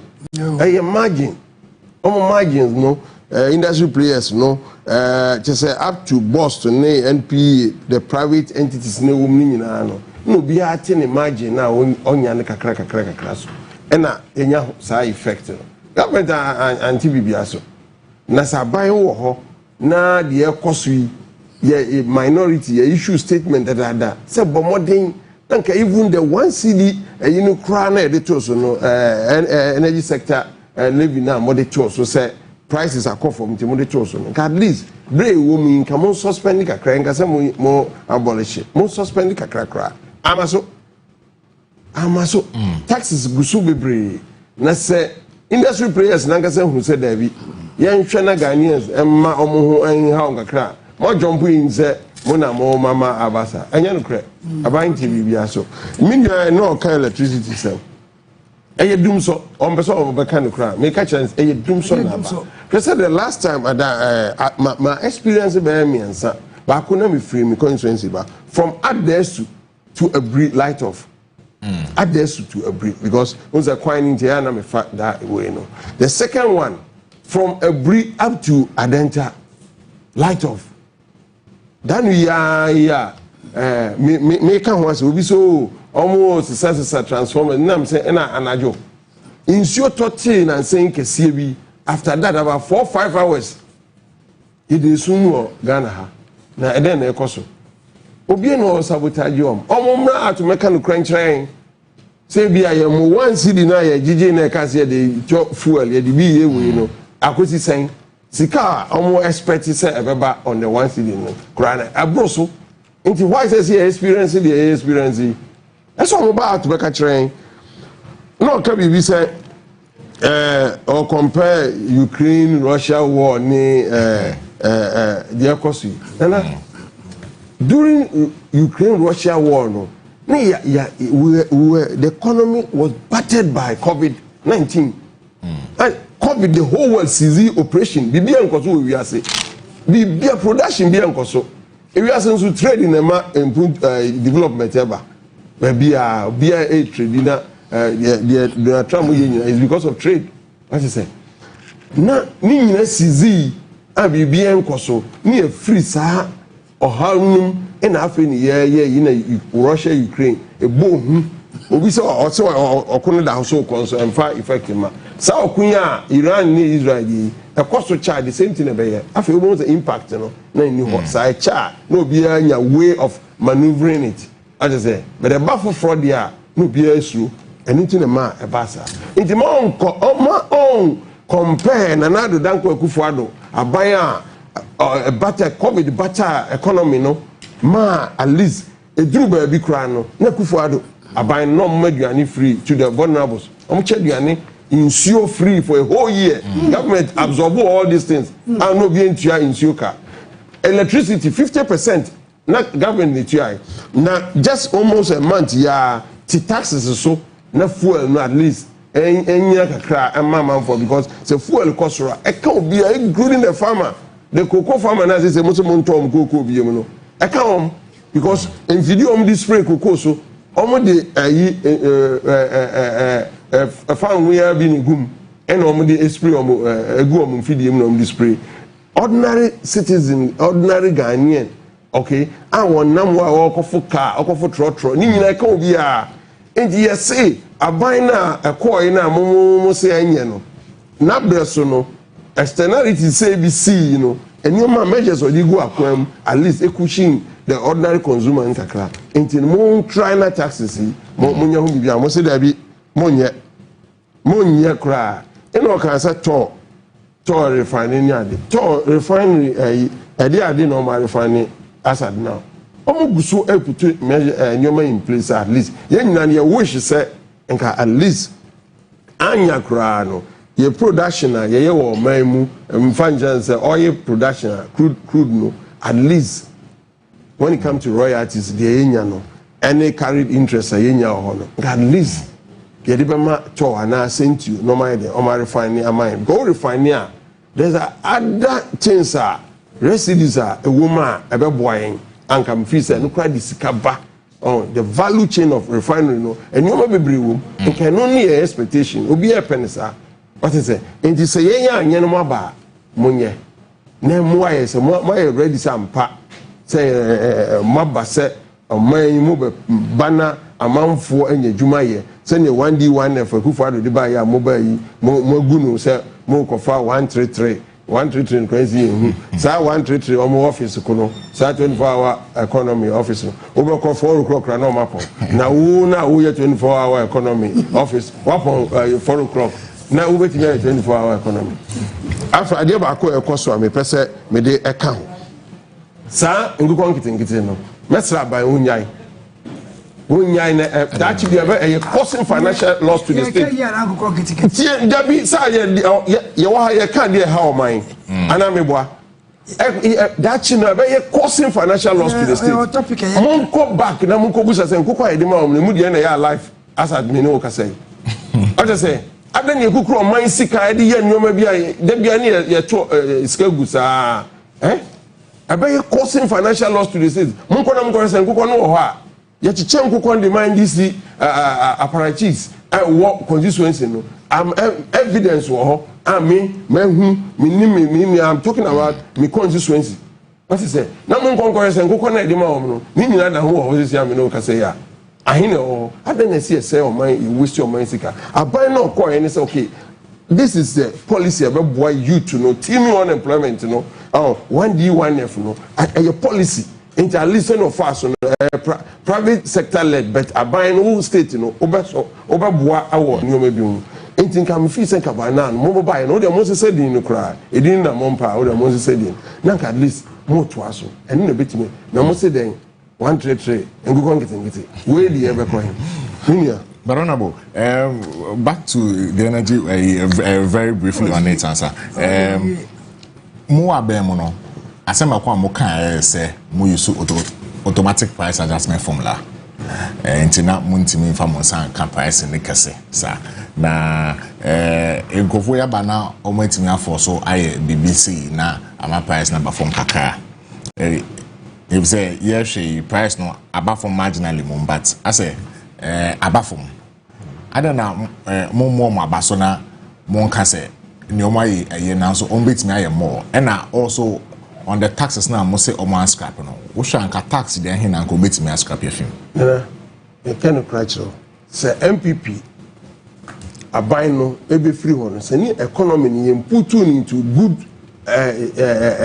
situation Kenya ni so omo edi ho win for na omo yedide wo ho no what is say yedi yaudie no e ade a na enye se ye say haircut e be ba ya obi aka haircut what is say yaudie na yedi ye because baby e ko do you no na enye enti no na going forward no enka kra ene factors e dey ye sa to sell electricity into muni say nyoma nyina asane beto electricity asane be say no factors are e dey ye say nyoma bi ni dey say inflation ba from meboa say exchange rate agina what is say nti ma eno na say enyina yi a obede enye betum but the multi to electricity over 28% cumulatively that was last year some dey be beto nyoma equipment for the electricity sector no and na yenhwe dum so a ekoso say na make what equipment am dey be mo anye yenye wo ho what is say the way an economy in this city no any the near try see the baba form no na hardly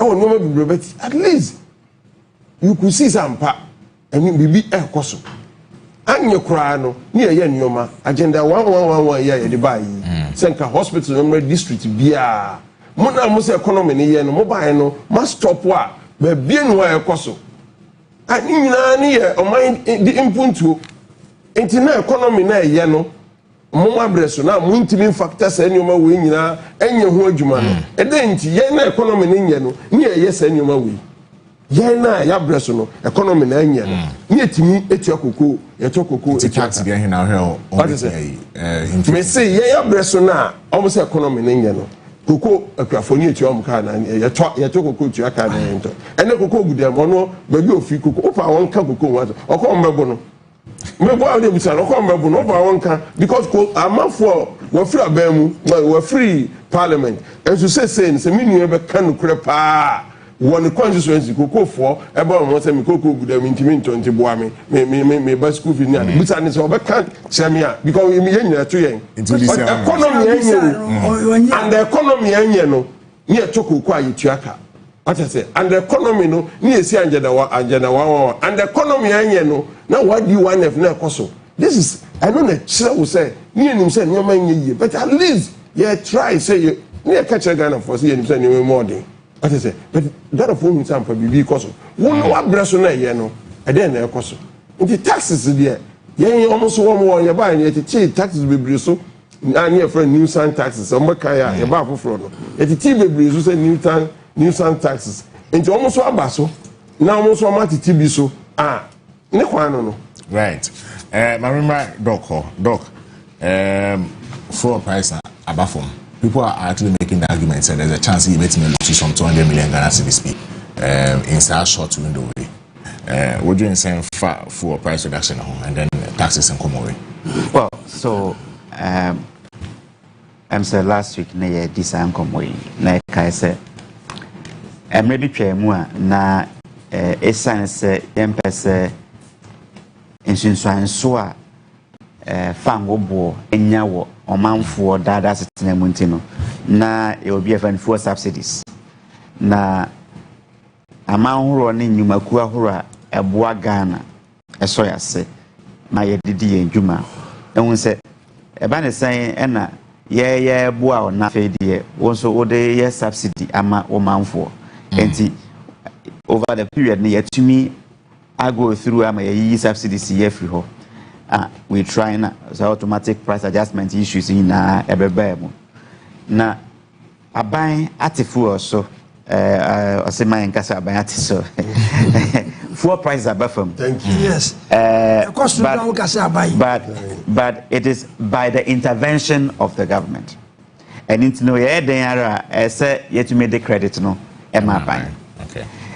Na say you the credit ma buy no economics you be a friend no trade-offs every now can sika nka buy benya e de di djuma horo say sika yi e na aban say beye na otwe na ye da ye nemu yen so ne ma bi su kakra na ye hwe say ye betumi e de relief aba. The first question na me bi sa me ho ne say ehefo e na beneficiaries ehefo ne benya ho mfaso. And the crescent yenina ekokoto fuel or pump. Na mumu ebo no kosra e kan ebinum kese esen afoforo. Make us say obi wo a oya aban adwuma make us say ko no ticket no coupons no kra bi. Enti ye koyi na koto nso enye obi ya na etua na etua. Em say honorable so na wa ban we ye po help over my coupons.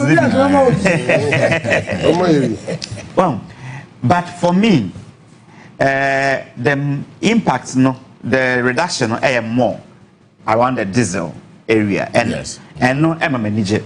That's about one cedi 10 pesos. I'm a manager. If you say, 2 cedis, 2 cedis. 2 cedis. Yeah, diesel 2 cedis. And I'm saying petrol about 30 pesos, 60 pesos, 36 pesos. 36 pesos. And the petrol finally the air kakrebi, but diesel no. Nienti manage bad diesel.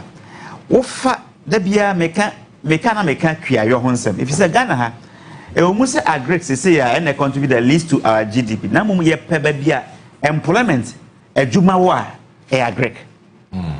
Ho na dom no e ye adwuma. Enti say wo ye bibia de nipa ho be high won wo agree sector ho na e ma impact no e cost.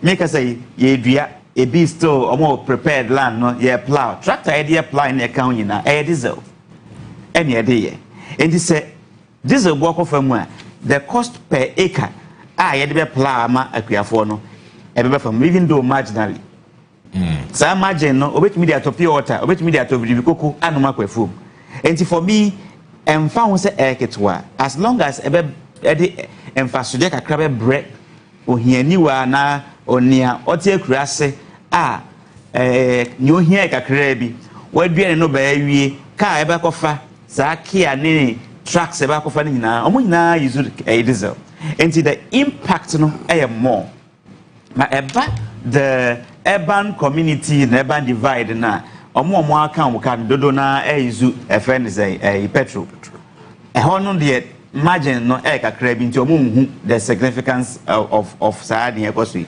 but ni aban behwe no edoso na normally no Saban hwɛ sika wa ha ni aban hwɛ ne sɛ ɛhe na menya sika no ɛde abɛhyem ana ɛdɛn na metumi ɛyɛ free ne ɛsɛ bɛyɛ no mu a ɛnyɛ agent ɛnmanim ha yia na aboa ma matumi ayɛ ne ameye ɛne nti na ban ɛde 4 weeks bɛba no sɛ yɛbɔ mpaeɛ nyina yɛbɔ ne sɛ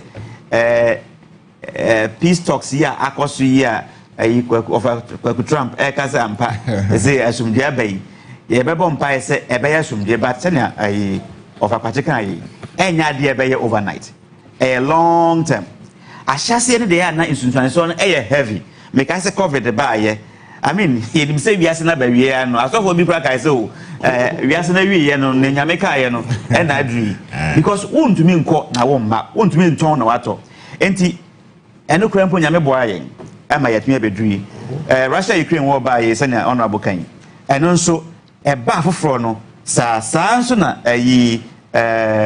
Iran America war yi ahyɛseɛ no enti sɛ yɛbue path na to mu dia yɛbɛ expect sɛ ɛbɛ relief no bɛba but ɛnyɛ immediately but yɛhwɛ sɛ within the next few weeks no ɛtɔ da akɔ sɛ yareɛ ɛba ɛbɔ prɛko na mo ohun tɔ wa take time ɛne nti yɛn nyinaa ɛmpre ne yɛhwɛ sɛ going forward no da bia meka sɛ mempɛ sɛ after 2-3 weeks 1 month no abra ebia prices no I drop back to ebia $50 per barrel no na conversation no yɛtwa so na mo yɛn modern say what is our medium to long term plan as a country because that is where the problem is na mo yɛn hwɛ sɛ ɛnyɛ sɛ me na me yɛ aban a mete so nimdifoɔ ɛwɔ opposition Ghana for nimdifoɔ hɔ yɛn modern let's put the egos aside na yɛn to nsanfrɛ nipa a yɛsusu sɛ ɔmetumi ɔmo nimde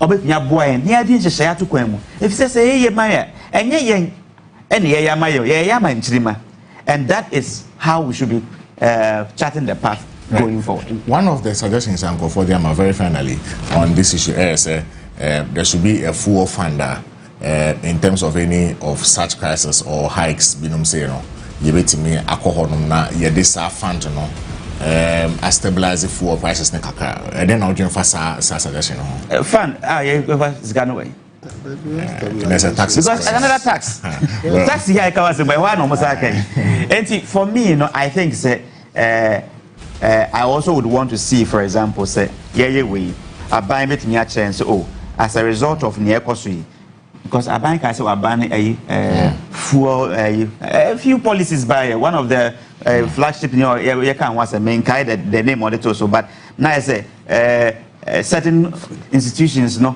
ufu on the young farmer we government appointee who will enjoy certain how much have we saved from that who said you can't bear 1 month there's a question and that would have been nice as Abri Abain said with the relief by it's an said yeah to me save so much ya boy minor save so much but yet too full no good here na boy and some no be akwakoda and life goes on sometimes worse than before I think say you can't relieve her.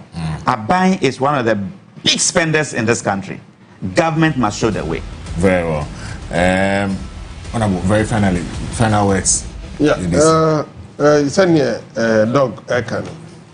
I see medium to long term measures that they go off for, especially on energy sector, because it's very important. So maybe developer need the energy sector. So maybe a Mikutu, World Bank President J. Banga, or say energy is human right.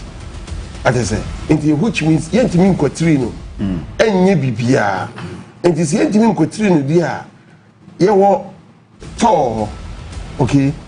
Nyamiadumi, another private entity sent you or a bink is in Gitibisa. Into then you bay, since Yaminuka say, Oko bust, fuel a good box for a tank, and yet state there. A private individual into the Boston yet say the yet right. As I say, these are some of the measures as they put in place need to be going forward. Honorable. Like I say, you bet my ama aye any a beer one sidina yet na energy no the same energy. We just say to them legacy debt we can use the same measure to keep that money as a fuel prices cost, between alleviate the plight of the people. And we also say, when you remember now something like the refinery, no one closing it down. Now, more party apparatchiks no resorted to imports. And I had a young day.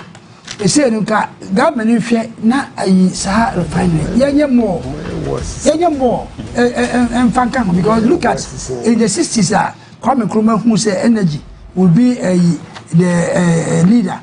Oh, yes, Hadiano. We know about Muguru Kra, a fairly as revive, many enough. Of course, Singapore, island states. And so this refineries are scattered all along a Obiako now Okojino energy. Into everything for Sako, so the future and the BCCR and to affect here. Right, into any edit media in United States, a W'asem Yie media so, Onia TV so.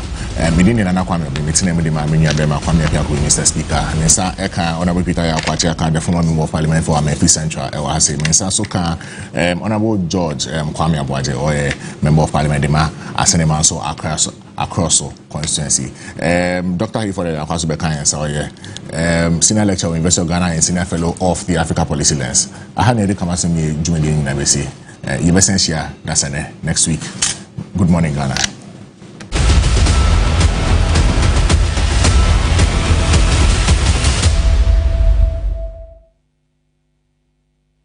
Onuye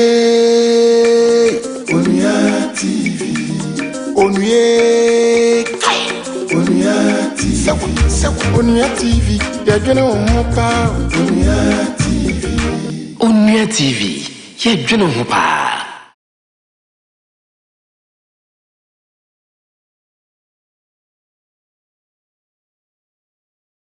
Arafta Jumedi, Numekwa so yasin. Snappy, any number 8 snacks. Kingdom Herbal Center.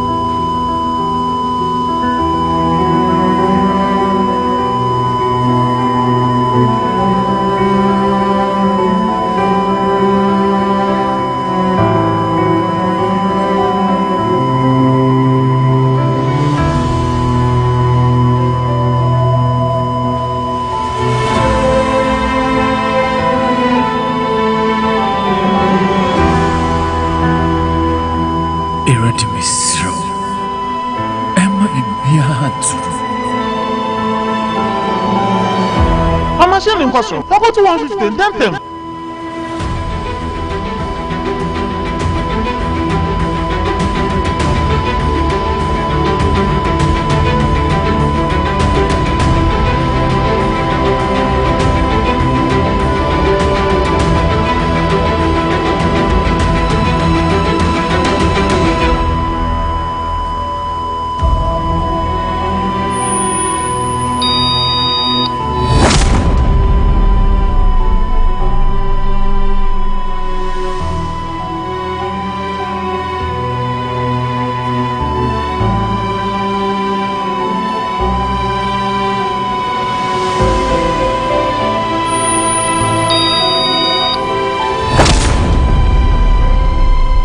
200.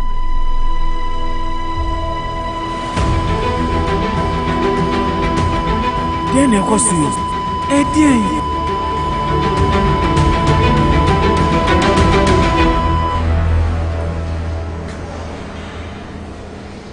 Now we do brebe. Sisi and Mbabe drew her. No doctors no more promo pa. Into na me sani me na e wo so.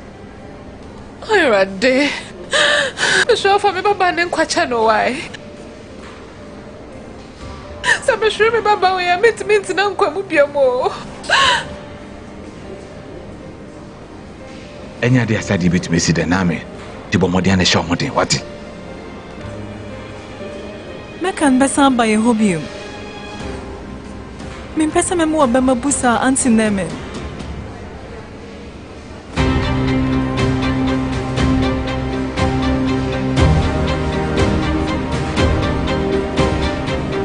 Mekan you be an near team pa minim sa. We dey enshadi.